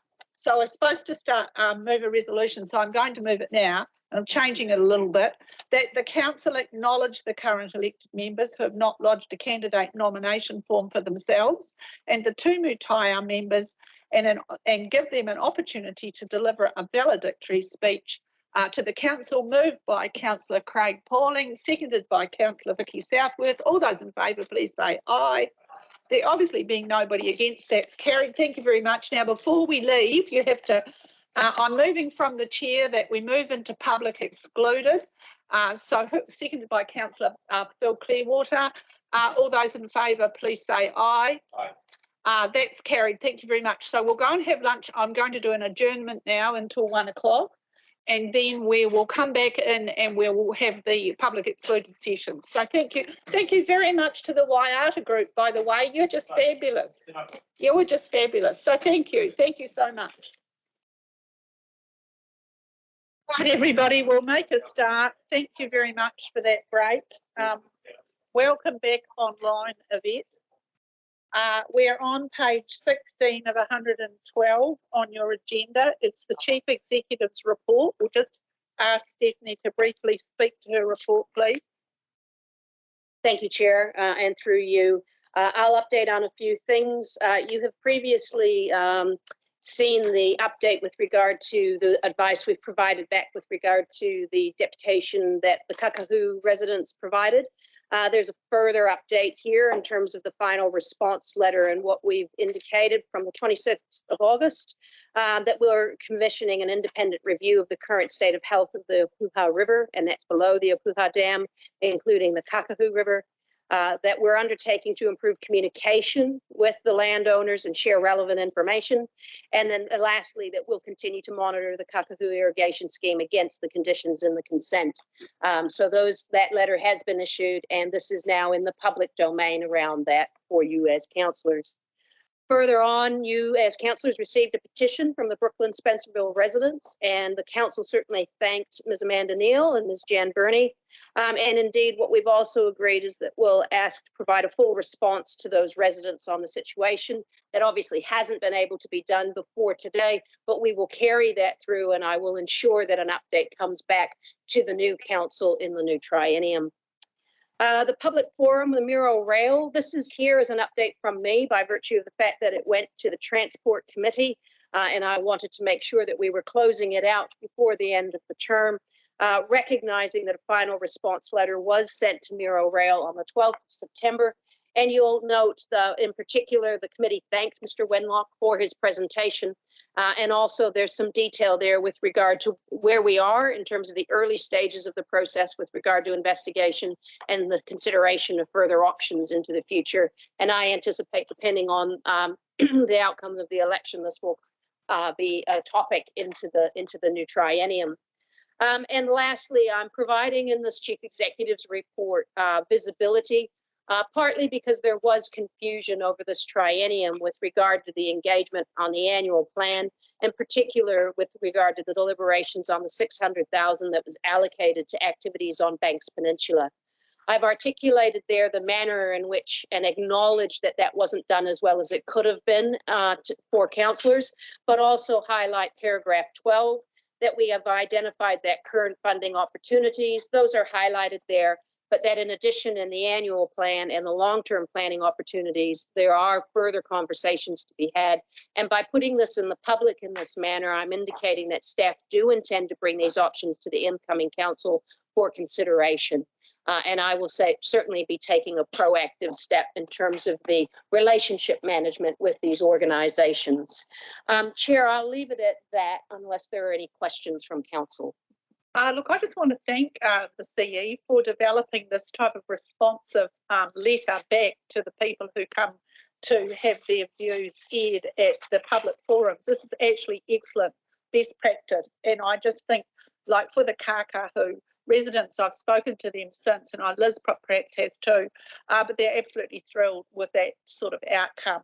And the other thing is with the biodiversity initiatives in Banks Peninsula, I think having a look at, as I've discussed with the CE, having a look at Banks Peninsula and the city as from a biodiversity holistic perspective, and how the city values Banks Peninsula. It's been a long-term aspiration from City from 2006 when they amalgamated with the Banks Peninsula Council, and Vicky mentioned it recently at a meeting we had, and we need to make sure that that conversation is activated again, because that will help us direct the funds to that very treasured part of Canterbury that happens to be in our city and is accessed by so many residents of the city. And the other thing is that, you know, while the Trust has made some applications here, which I know what they're about, they still need to be looked after in terms of their very unique governing process, which they're the only ones in New Zealand have got outside QE2. So I just ask the people going forward to the next term to keep all that in mind. We need to advocate for the biodiversity in and near the city as well. So thanks very much, Stephanie. Phil.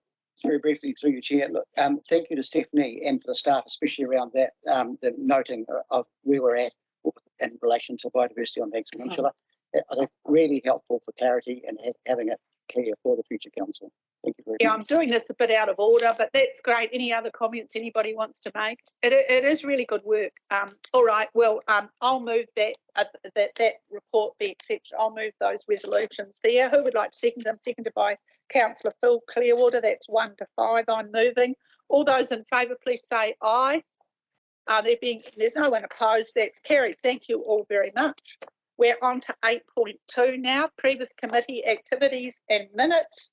The first one we've got is the minutes of the audit, finance and risk. John, did you want to say anything about that report? Not particularly. I will take it as read. Most of the matters in the report have been canvassed with council or members on that committee. So any questions, happy to answer them, or if Giles might. Looks like we're okay. What about the civil defence one, John? Next one. 25th of August, the last Civil Defence Joint Committee meeting for the Triennium. In that, the group plan that was required to be updated as it was out of time, it's had a brief brush over, and the expectation is that NEMA and government will be happy with that. It's a fill-in until we rewrite a completely new plan under the new Act. Flood impact work, resilience inputs and the like, and impacts have been well discussed.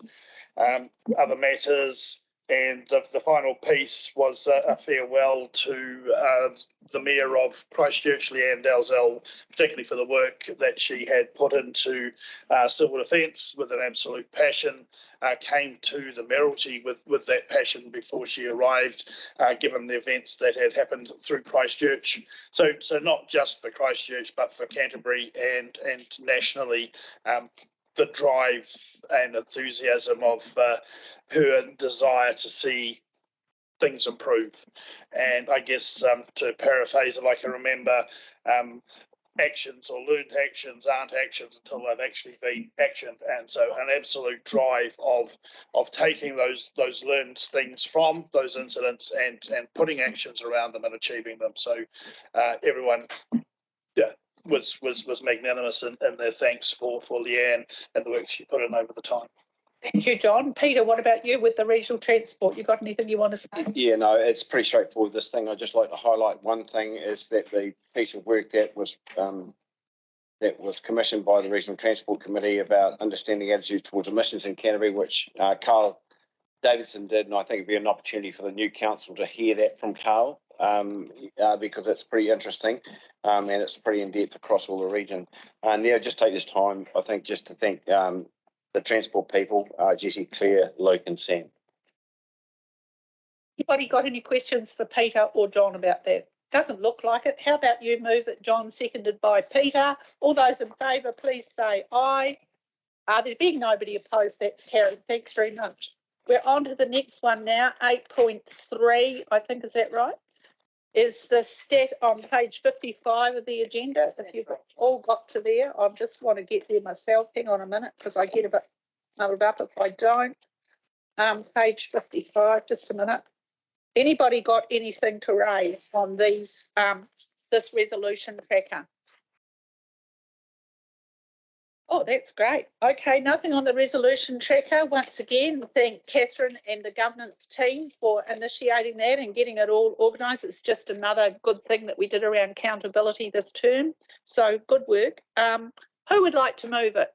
We've got Elizabeth Mackenzie moving it, seconded by Councillor Grant Edge. All those in favour, please say aye. Anybody opposed? There's not anybody opposed. That's carried. Thank you very much. We're moving on to 8.4. The end of Triennium Outstanding Committee resolutions on page 63. Catherine, I think you were going to come and speak to that one. If you wouldn't mind coming to the table, that'd be very helpful. Thank you for the opportunity. This report is to provide visibility on the resolutions from various committees that are still outstanding at the end of this term of the triennium, to make sure that we track them and can present them to the new council when it is inducted. Since this report was prepared, there have been 4 additional committee meetings, and any outstanding resolutions from those meetings will be added to this report before it is presented back to the new council. Is everybody clear about that? Anyone got any questions for Catherine? There's no questions. Would somebody like to move that? Councillor Claire Mackay is moving it, seconded by Councillor Edge. All those in favour, please say aye. I don't think there's anybody opposed, so that's carried. Thank you very much. 8.5 is on 67, page 67. This is me. This is a report that I have done with in collaboration with the Deputy Mayor of Christchurch, Andrew Turner, who's also outgoing, and you'll see in the paper he's got a new job working on the Banks Peninsula area, so that's pretty exciting for the city, I think. Basically, I think you all know that this little working group worked really well. It was a good conversation piece for all the councillors who attended from our place and the councillors who attended from the city. There was a bit of scepticism at the start by people like Pauline Cotter, who she admits that, and thought we didn't really need to be having these conversations. But that by the end, or after the first meeting, actually, it was clear that we did need to have these conversations. And as you know, at the very start of the term, I asked for a piece of advice from Andrew, the chief planner or whatever he is, and he told me that, you know, those conversations really need to be happening because the legislative agreement was not very straightforward in '89, and the way that the city and the regional council have worked it out since then is probably needing some work. So it's something to remember when we're leading forward to the future for local government and whatever the arrangements might be.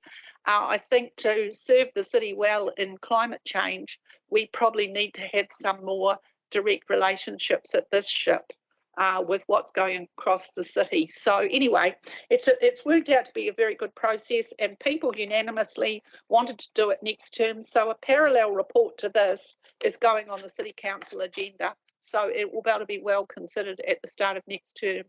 Did anybody want to ask any questions or add anything? Councillor Clearwater.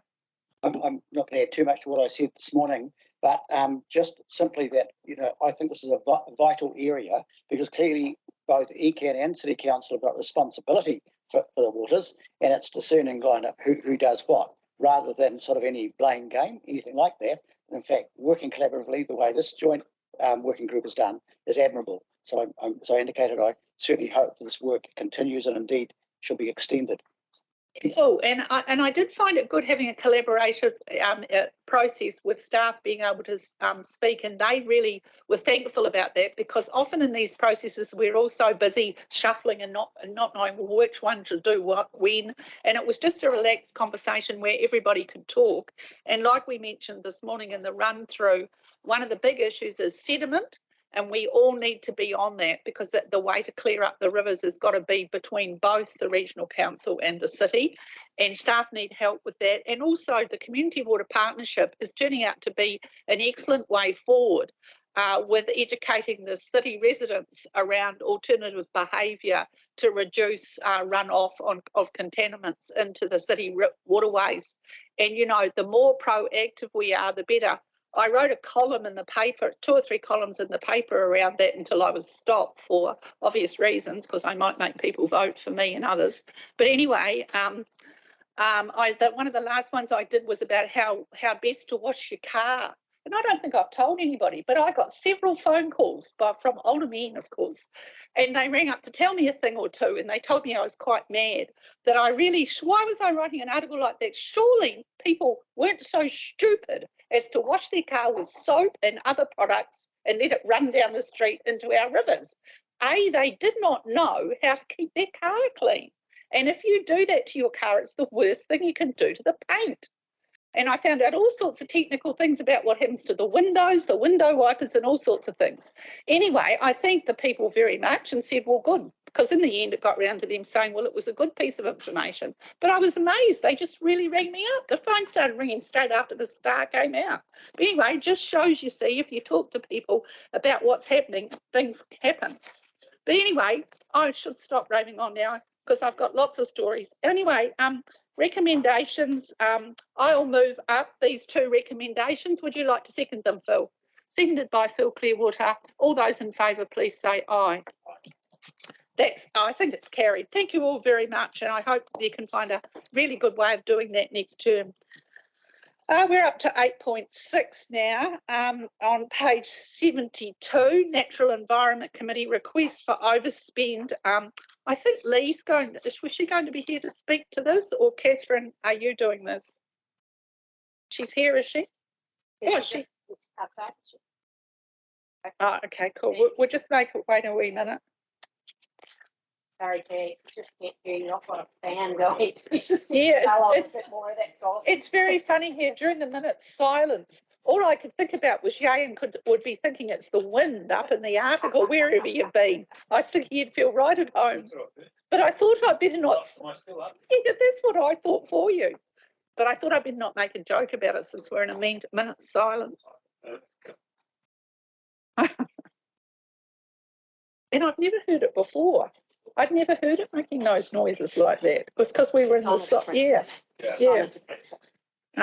Lee, you could come to the table now. That'd be really good. Thanks very much. We'll just get you to speak to this report. That'd be lovely. Thanks very much. Tēnā koutou katoa. This is a report on 2 items. One is potential overspend on the general rate funded out of scheme goods and services budget. this came about since the significant flood events of May 2021, where district councils in particular expressed support for works that occurred outside of the 59 schemes that ECan manages. And then post July, August, we had 7 flood events, which has stretched that budget. So in summary, about half of that funding is already committed. We haven't committed anything post the 150, but if we did have any significant flood events for the rest of the financial year, we would definitely spend that budget and be in a situation, excuse me, where we needed to overspend. So the request is, I guess, discretion for staff should it be needed, and it may not be, to overspend that budget. Thank you. And the second recommendation is around accelerating work in the Selwyn, Waikirikiri and Waimakariri districts for alternative funding options in the long-term plan for both the Ashley Rakahuri River and the Selwyn Waikirikiri River, which staff are looking into and creating programs for. Excuse me. Thank you, Lee. That's lovely. Did somebody have a question for Lee about this? Anyone have any questions? Right, look, it's a very thorough report, and that's all very good work you do, which we're all getting to understand more, especially with the flooding we had last year. So it's pretty essential, I think, that happened. So no other questions? Claire, you got a question? Just a question of clarification, which sort of relates to point 2 around the Waimakariri. That's currently, the Ashley River is currently going through a rating review, which I think we sort of expected to have been finished, but it has been held up by events that we can't control. Do we have an ETA or an anticipated time of that concluding? So the Ashley Rakahuri River, it's currently having a full scheme review. That was and that includes review of if the infrastructure is appropriate and level of service for the current scheme, which is only from the Okuku to the Rakahuri mouth. So that was supposed to be finished by the 30th of June. It is probably about 80% completed. So we're looking to hopefully have that completed by Christmas. Part of and separate to that, we have a separate staff member working specifically on other rating options for the river, which would include potentially a different rating mechanism from the gorge all the way to the mouth, so an all of rivers approach. So we have, I guess, taken out that piece of work to accelerate it. Supplementary to that, does staff have a feeling of when that might be ready to go out for community or TA discussion, perhaps in the first place, and then to the community? We're aiming for the later this financial year, so probably around April. It will then, all full options will be brought back to council for consideration as part of the LTP. Any other questions? No. I'd just like to say thank you very much to the river engineering team led by you, Lee. It's just been fantastic. There's been so much work during this term. You've just done great, and I know it's really stressful. So I just want to say thank you, and please pass that on to all the people in your team. You've really delivered in trying times, and you're doing great work nationally to try and lead the advocacy around the 150,000 extra money we need. So million money, yeah. Billion.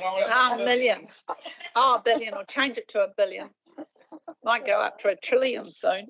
Anyway, that money. So you've done really good with your work with that national SIG. Good work. So yeah, we really appreciate it, and so do all the residents. So good work. Grant. Chair, when these are ready to be put, could they be put separately for discussion?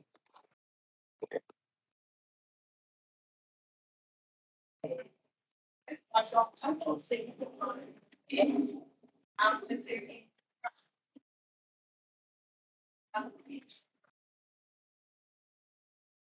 Thanks, Lee, for the follow-up.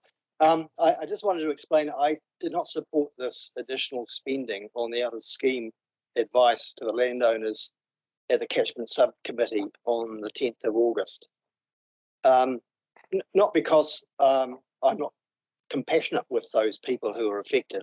It's obviously a distressing time, but I'm really did it because I'm flagging the reality of increasing costs of climate change issues. And I felt compelled, for example, to approve or to support the borrowing in the annual plan of 12.2 million to address those recovery issues from the 2021 storms. We've had significant flooding damage events 2019, 2020, 21 and 22. And it's probably cost our communities in excess of $100 million. And we need to advance our transitional approach, which we have in our long-term plan for the 30-year infrastructure. And we need to do that with some urgency. And I know staff are concerned about this issue as well. And I mean, I support the idea that's in the item 2 in terms of the whole of district targeted rates to address broader catchment issues for communities. But for this particular item 1, although I obviously disagreed last time, I've decided to abstain this time in confidence that the new council will address this issue in earnest and not proceed with the business as usual process with the new council in the next long-term plan. Thanks, Chair. Okay, who else would like to speak? Councillor Scott. Thank you, Chair. I'll take exception to that. This is business as usual. I think this is one of the more innovative things that we've done in this term, and the relief it's given to people, and the relief that it's given to people that I know who are desperate to get some advice about what they can do in a river. And if they go into the river and do some work, we come along and tell them that they're breaking the law, and we could, they're breaking the law, and that we can take them, give them abatement notices, and when they're only trying to fix stuff up. And these are mostly smaller streams and areas. And I think that this is a way forward that we have here. And it gives some flexibility to our engineering team to be a bit more practical in trying to fix solutions that come about in small communities who are desperate to get something. I mean, the great example, and I don't know what the conclusion of that is, the Marama steam train came out that about $1 million worth of damage. Just the fact that Lee turned up was such a great relief to those people that I think it's a good thing. I can understand that. It's fantastic. That you're there to doing that job, Lee. Just as a wee, you don't need to sit at the table when we're doing this, because then people won't look at you and you don't feel like you need to answer it. So if you slip back into that chair, then we can talk to each other. Yes, we've got Councillor Liz McKenzie next, and then anybody else who wants.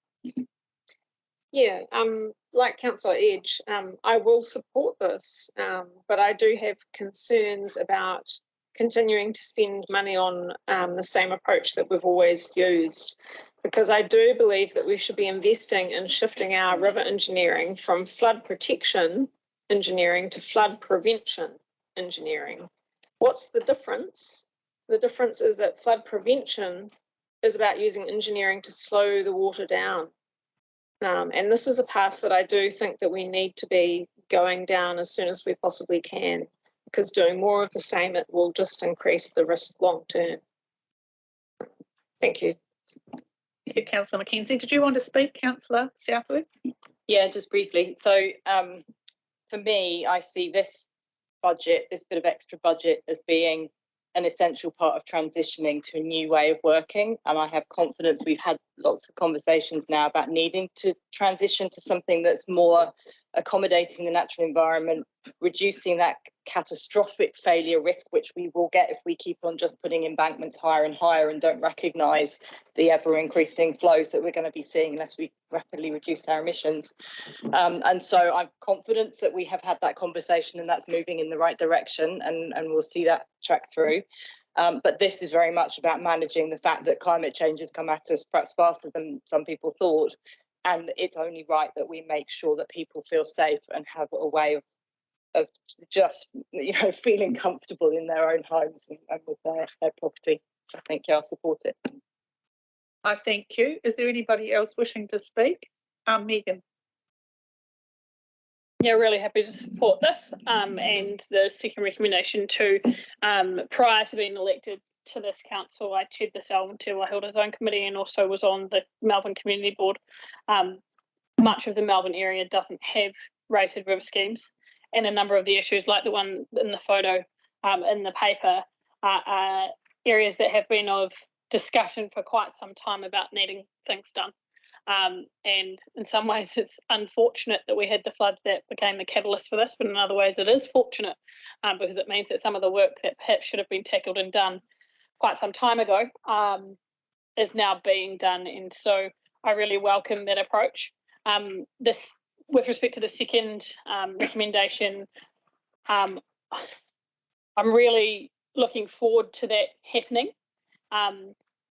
I'm unsure whether the community expectation of expanding schemes or looking at other alternative funding options for flood protections throughout the region extends to the views held by the likes of Councillor Edge and Councillor Mackenzie with respect to perhaps least protection or more expansion of rivers and letting them flow wherever, as we've heard discussed at this table before, and I find it really a really interesting discussion, and again one that I think would be great to have in a more public way, so that those views of some councillors are able to be debated more publicly outside of this chamber. So I'd welcome that if that forms part of that process in future, and look forward to see where you're landing. Thank you, Megan. Anyone else wishing to speak? Okay, we've got a mover and seconder for the first one, haven't we? Excellent. Let's put it to the vote. All those in favour, please say aye. Those opposed? Right. If you could note my abstention. Sorry. Yeah, moved by Councillor Craig, seconded by Councillor Mackay. Do you want to second this one? Yeah. Okay. Who would like to speak to it? Anybody? Or Grant? This kind of the suggestion in brackets here, such as whole of catchment kind of rating, it's obviously something that some of our district councils, Selwyn and Waimakariri, have been interested in, and I think it's the way to go because it's a way of spreading the load of payment and a way of delivering on some of these broader climate change issues in districts, and I think that it's almost in line with the NPS of freshwater and Te Mana o Te Wai, where we're supposed to be looking at freshwater management units, catchments, and looking at the whole system. Slowing the water down is all part of that as well. So I'm really supportive of this, and I hope that in some discussions later on that might be a way forward. And the idea of having whole of catch or whole of district approach, if you like, means that because there's a bit of Kaikoura, for example, is not in the same boat as Mid Canterbury, so there's differences between the districts, and the district council's responsibility for land zoning, for example, and I just think that some issues there in terms of long-term planning, putting people in harm's way and those sorts of things. So there's lots of discussion, but I really support this. Oh, John, do you want to speak, and then Craig might want to speak. Then you go next, John. Thank you, Madam Chair. I'm really pleased, I guess, even excited to see this recommendation on the paper. It is something that I and others have been working towards, I guess, for probably 5 or 6 years, and to see now the resolution on the paper and the knowledge that the promises that we have made to some of our TAs and groups in our communities is on the way to fruition. We do have those challenges of partial schemes, targeted rates, but we have the issues that are kia to katai from the top to the bottom of our catchments. And the the benefits are not just those that live on a river or on a stream. They are the wider communities around transport, communication, a whole bunch of things. So the opportunity to have a whole of catchment rate across a catchment with maybe only 1, 2 or 3 different kind of levying sizes based on I guess outcomes and usage, I think is really important. It takes us away from the haves and the have-nots. Somewhere like Selwyn, where we have the Selwyn River with 4 or 5 tributaries coming in, we have our lowland streams, which again targeted rates and a whole bunch of committees and people. If we can wrap everything into one, have a good funding package, we then have one entity to deal with, and I think it reduces the challenges and the burden of bureaucracy if we can get there in those simplified processes. So, yeah, really pleased. Councillor Ian McKenzie is, in fact, Selwyn District today, meeting with them and Melbourne Hills Protection Society, the folk from the upper reaches of the Selwyn as we speak, literally on this conversation of where have we and or particularly Selwyn District got on this matter. So pleased to see it there and pleased to see it supported. Thank you. Okay, Craig, would you like to speak? Kia ora. I'm just supporting what John said, backing that up, totally support this as well. And just want to acknowledge Lee and her team for the work that she and the team did with us in the early part of the term with the 30-year infrastructure strategy and sort of setting that sort of different thinking of going forward in terms of ki tai and the whole of catchment approach. I just want to acknowledge that. And this is just part of that, and let's bring it on. Let's do it. And just before we go, and I'll just say, Lee, when I was thanking you before, I should have thanked you for working so well with the subcommittee that we've set up, because that's worked really well, because it's enabled councillors to be more engaged in their respective areas. So good work, and thank you for that extra work supporting a committee. Well done. So I'll put that to the vote. All those in favour, please say aye. There's nobody opposed, so it's carried. Thank you very much. Nobody want to abstain? Got to ask. Okay, cool. Rightio, Treasury policy. You're on, Giles. You mightn't be there for very long. So.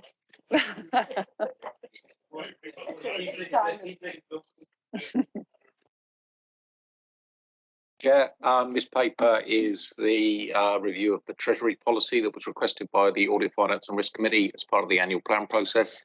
Paper went to, or review of the policy went to the Audit, Finance and Risk Committee and was endorsed at its May meeting. It now comes to Council for approval. The changes that have been made are mainly cosmetic, following feedback from our Treasury advisors, Bancorp. Really to tidy up some of the language, to change some of the job titles, to update them, and also to move some of the more detailed parts of the policy into the supporting guidance. The one substantive change that is set out in the policy is to increase the amount, I think it's on page 85 of your policies in the table, to increase the amount that we can put on short-term deposits from $10 million with a single bank to $20 million with a single bank, just recognising the changing financial markets in which we operate and the opportunity to get additional interest when certain banks offering attractive rates for short-term deposits. At the Audit and Finance and Risk Committee, there was clear demonstration of the changes. Apologise that that's not being presented to Council. I'll certainly make sure in future similar reviews that it's very clear the changes that are being proposed and made. And just to note that a more substantive review of other council policies will take place as part of the LTP in normal course of events. Happy to take any questions. Looks good to me. It sounds good too. And updating some of those, getting a chance to update some of the terminology and that's well worth it. So thanks very much for doing that. Who would like moved by Councillor? Oh, you want to, Councillor Sunkel, seconded by Councillor Claire Mackay. Oh, did anybody want to speak to it? Councillor Clearwater. A brief question, if I may, Giles. So look, I just wondered, and I might have missed this in the policy, but just around definitions of what we borrow on and capital, particularly capital funding versus operational funding. Why I'm raising this is at one stage the definition, I think, of capital was contentious and I've forgotten the technical name, but it was around we invest in biodiversity. So I'm just wondering Is a maybe I missed it, or is there a reason that there hasn't been kind of like spelled out? So this is about where we borrow our money from and where we invest our money, where we can keep our money. What you're referring to, Councillor, I think is the revenue and financing policy, which sets out the definition of capital assets and what the council agrees to borrow for. That will be reviewed as part of the LTP process, so that we're very clear about what we count as capital and where we would borrow and the limits of that borrowing. Any more people wanting to speak? Okay, all right. It's moved by John Sunkel and seconded by Councillor Claire Mackay. Well, thank you very much, Giles, for all your work on that, and looking forward to your work in the long-term plan around the other policies. We're all very excited to hear about that. I don't have to worry about it, thank goodness. Okay, put it to the vote. All those in favour, please say aye. Aye. Anybody opposed? There's nobody opposed, so thanks. That's good. Now we're moving on to page 91, I believe. It's 8.8, Tangata Whenua involvement in freshwater management. We've got Lisa at the table. Thank you, Lisa. Would you like to briefly speak to this? Looks very comprehensive to me. Oh, are you leaving, Liz? Thank you. That's all right. Thank you for coming up. Have a good session. Over to, yeah. Yeah, look after yourself. Yeah, bye. Okay, Lisa, over to you now. Good afternoon. In November 2020, Ngā Runanga and Council began discussion to determine how Runanga would be involved in the review of the Regional Policy Statement, Regional Coastal Plan and the Land and Water Plan, noting that Council has an obligation to engage with Tangata Whenua to the extent that they wish to be involved. Ngā Runanga indicated that they wish to be involved at the early stages of plan development in partnership with Council. So through 2021 and 2022, Council and Ngā Runanga chairs have held with 5 further hui in Te Raupatoia hui and participated in 2 wānanga on the subject. Through those discussions, Council and Ngā Runanga have considered the mechanisms that Tangata Whenua involvement in the development of a regional plan can happen, and those mechanisms that you've considered have included the transfer of powers, joint management arrangements and mana whakahono arohi. However, Council and Ngā Runanga have agreed that for the first phase of the plan framework development, a bespoke arrangement would best serve the desire to prepare the plan framework in partnership, and that bespoke arrangement is a protocol developed under the 2-year agreement. So the recommendations are in the paper, but essentially the recommendation is that Council ratifies the agreement that is reached with Ngā Runanga, noting that the recommended resolutions will not prevent any future council from coming to a different arrangement with Ngā Runanga. Thank you, Lisa. Has anybody got any questions about this report or comments at this stage? Okay, well, I think everybody's pretty clear. So thank you very much for coming to the table. There doesn't seem to be any questions. Who would like to move this up? Councillor Nicole Marshall, seconded by Councillor Lan Farm. Anybody wishing to speak?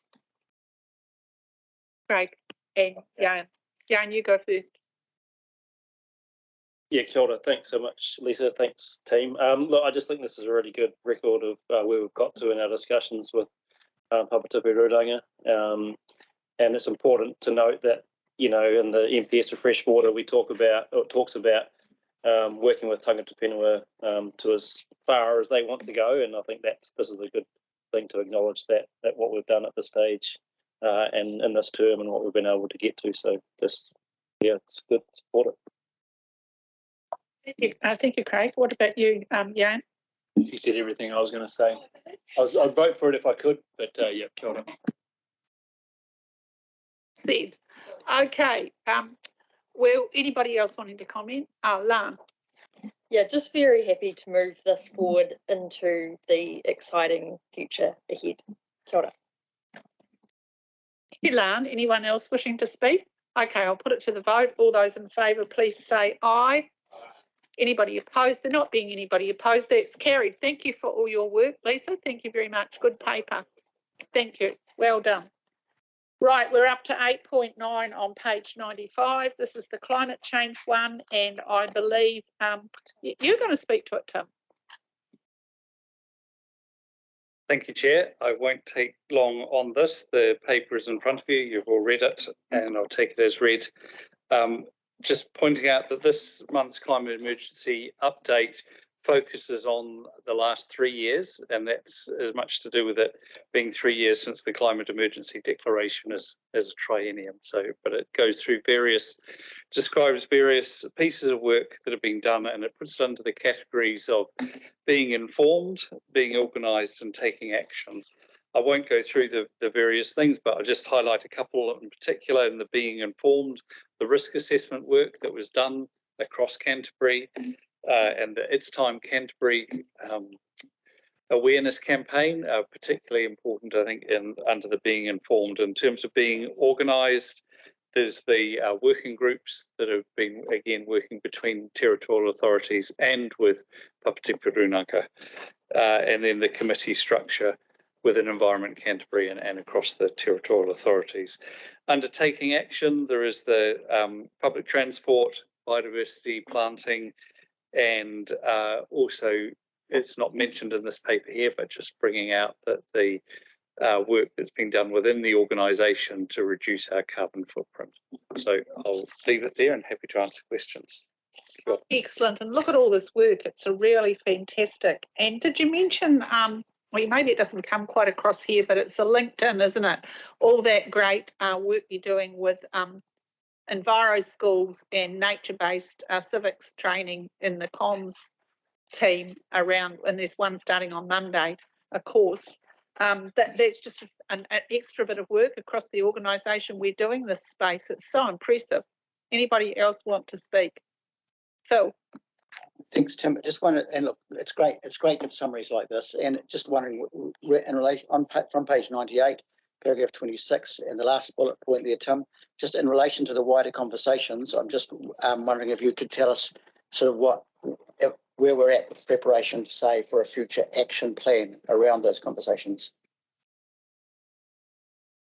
Through you, Chair, and thank you for the question. So there is work going on within the climate change working group, which sits through to the Mayoral Forum, the Canterbury Mayoral Forum, and again, that's across the territorial authorities. And it's still to be approved by the Mayoral Forum, but it has been through various other bodies, and it's been we're hoping to be able to start work on it very soon. An action planning approach that blends between the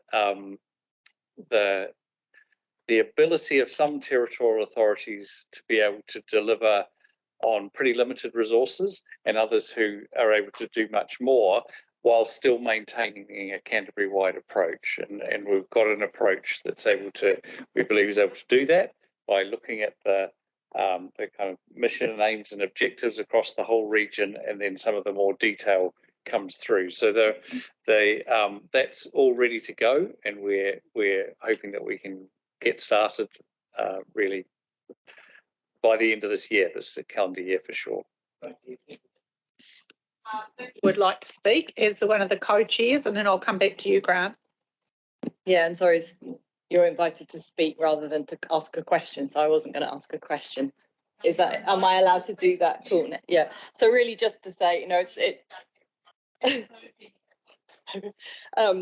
yeah, really great to see this all laid out here, and real snapshot of so much work that we are doing and drawing it all together. It feels like there's a really good foundation. We've got good local information with which we can make decisions around what next. And of course, what next is the really important part, the action part.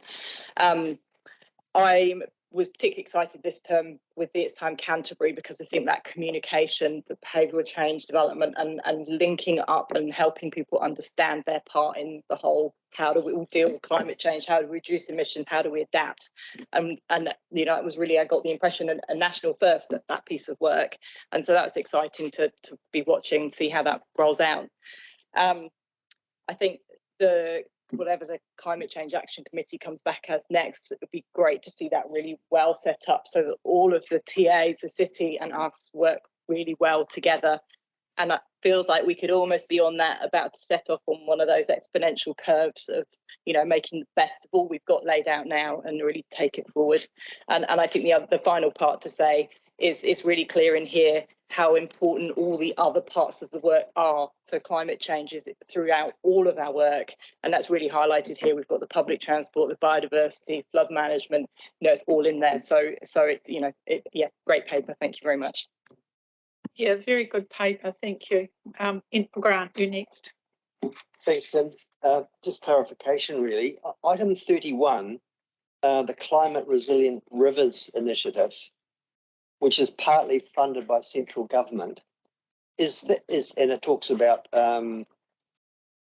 flooding and all sorts of things. It's 6 projects. Does that contribute to on page it's 96, the bullet point, catchment-wide floodplain investigations and flood modelling, and pretty much what we were talking about before, whole of catchment initiatives. Does that government money help with that investigation or that work? Through you, Chair, the Climate Resilient Rivers Initiative is part of the Jobs for Nature funding, and it's for practical projects. And I'm just trying to think of the name of the one on the lower Whakamutunga that was done. And there have been several that were done through that, whereas the other work is more about ongoing work that we're doing around mapping and things. That's good. Did anybody else have their hand up? All right, Tim, thanks very much. Vicky, you're going to move that resolution. You happy with that? Who would like to second it? Maybe, who wants to second it? Oh, Nicole, you're going to second it? Okay, cool. Moved by Vicky, seconded by Nicole, that we're receiving this excellent 3-year overview. So thank you, staff. All those in favour, please say aye. Anybody opposed? No, of course nobody's opposed. So that's carried. Thank you very much. We're on page 100 of 112 now. End of Triennium Matters. Now, if we could just get those resolutions up on the screen, because we've got a couple of changes about this that we had this morning. Did you want to speak to this, Catherine? Come on up. Thank you for the opportunity. We are reaching the end of this triennium, which means that the end of this council will occur on the day the declaration is made of the new results of the election. The new council will take office the day after, but are unable to act as a council until they have sworn their declaration, which will not occur until about 10 days after that. And so to accommodate the period between that, which we call the interregnum, there is a usual practice that the Chief Executive is delegated the powers to manage in emergency situations.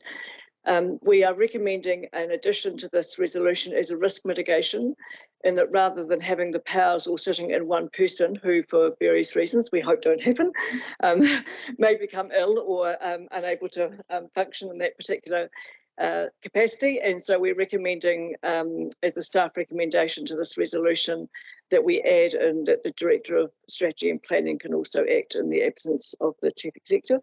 The Chief Executive would still remain in office, but would actually be able to manage. So it's just a risk mitigation, really, to make sure that we can actually keep functioning with the normal course of the business of council during the time between the new councillors being appointed but not being able to act.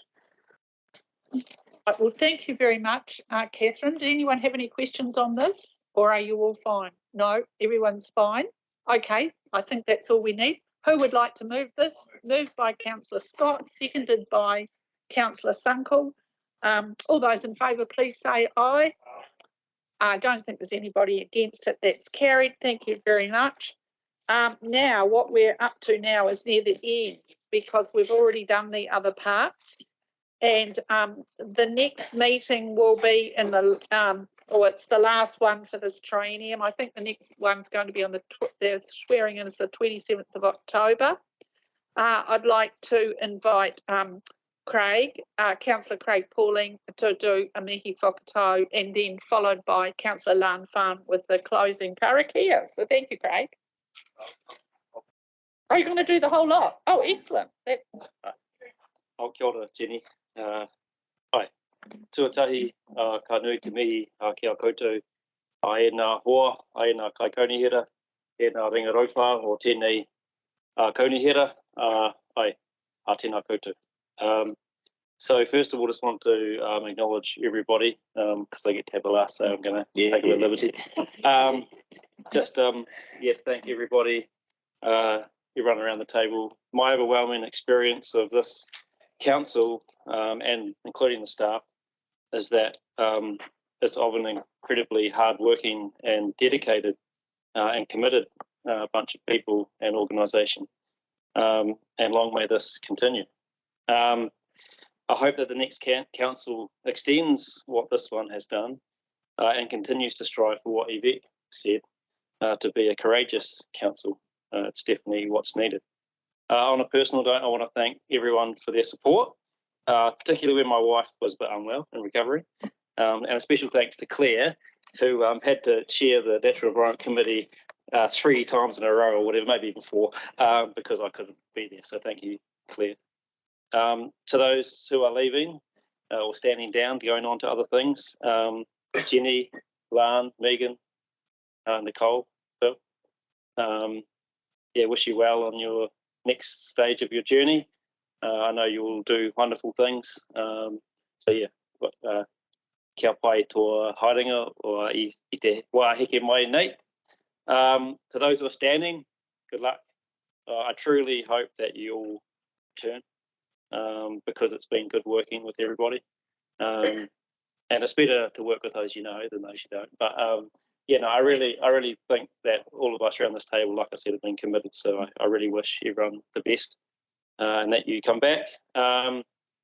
Stephanie's had heaps of accolades today, but thank you, Stephanie, so much for what your support of us and for stepping up to the role that you have and doing such a wonderful job in really tough times. So thank you. Yvette and Yayan, it's been awesome to have you guys here with us. Like you said, you couldn't vote today, but you know the work we've all put in, and I remember the times when it was first raised in December 2019. That's how quick we got it on the table, and then the discussions that we had when you weren't here, and there was some emotion. We had some councillor only time to deal with that, and there was some concerns at that stage leading up to signing it off, I think, in June of 2020.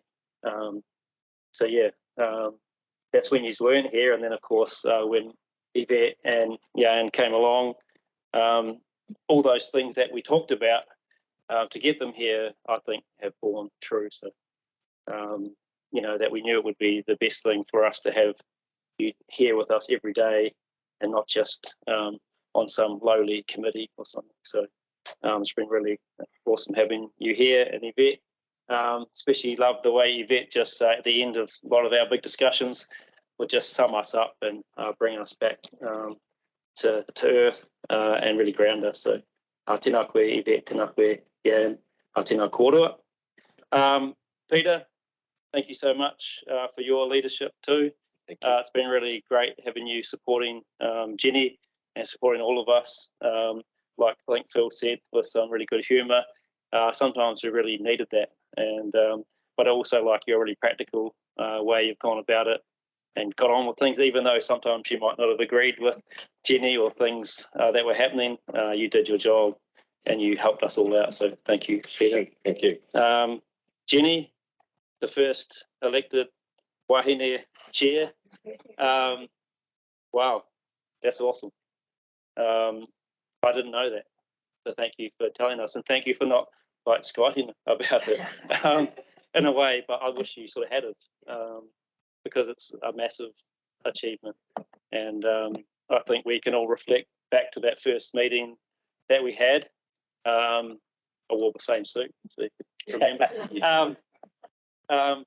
Yeah, I mean, we hardly knew each other, and I think we did a really amazing job straight away to get in those rooms out there. And I remember Ian in particular, like helping us lead us through that process to work out who the hell was going to lead us. And I'm so glad, Jenny, that you agreed and that we unanimously supported that. So yeah, you've done an awesome job. I know at times it's been tough, especially with Peter ruffling your feathers or someone else ruffling your feathers. You know, and it's been tiring. You know, sometimes we can see that. And but it's really acknowledge you for what you've done. Thank you for the way you've done it. Yeah, and I think the public forums, I love that too, and I'm really, it's a massive achievement to have that happen. I just want to finish on two things that I heard this morning. Megan spending more time out of the building than in. Yeah, I like that. I hope that that's something that we do, and of course, without COVID, hopefully we can do that. And of course, lastly, love Jan's message for Waitaha, yeah, so for all of Waitaha, and that's what it's about. So hopefully we all remember that. And I'm going to do the karakia now. I'm going to read it out in English first, because most of us don't really, maybe have not internalised what some of these karakia actually say. But here you go. So I'll do it in English and then I'll do it in Te Reo. Let the strength and life force of our ancestors, all of our ancestors that is, be with each and every one of us, freeing our path from obstruction, so that our words, our mana, our love, and our language are upheld, permanently fixed, established, and understood. We agree. That's what the taiki bit at the end is. Bye. I karakia Whakamutunga o tātou nei hui, o tātou nei wahanga, kia tau ngā manakitanga o ngā me karo ki runga ki tēnā o tātou. Kia mahia te hua mā kihiki, kia toi te kupu, kia toi te mana, kia toi te aroha, kia toi te reo. Kia tūturu, kia whakamaua, kia tīna, haumie huie, tā kie.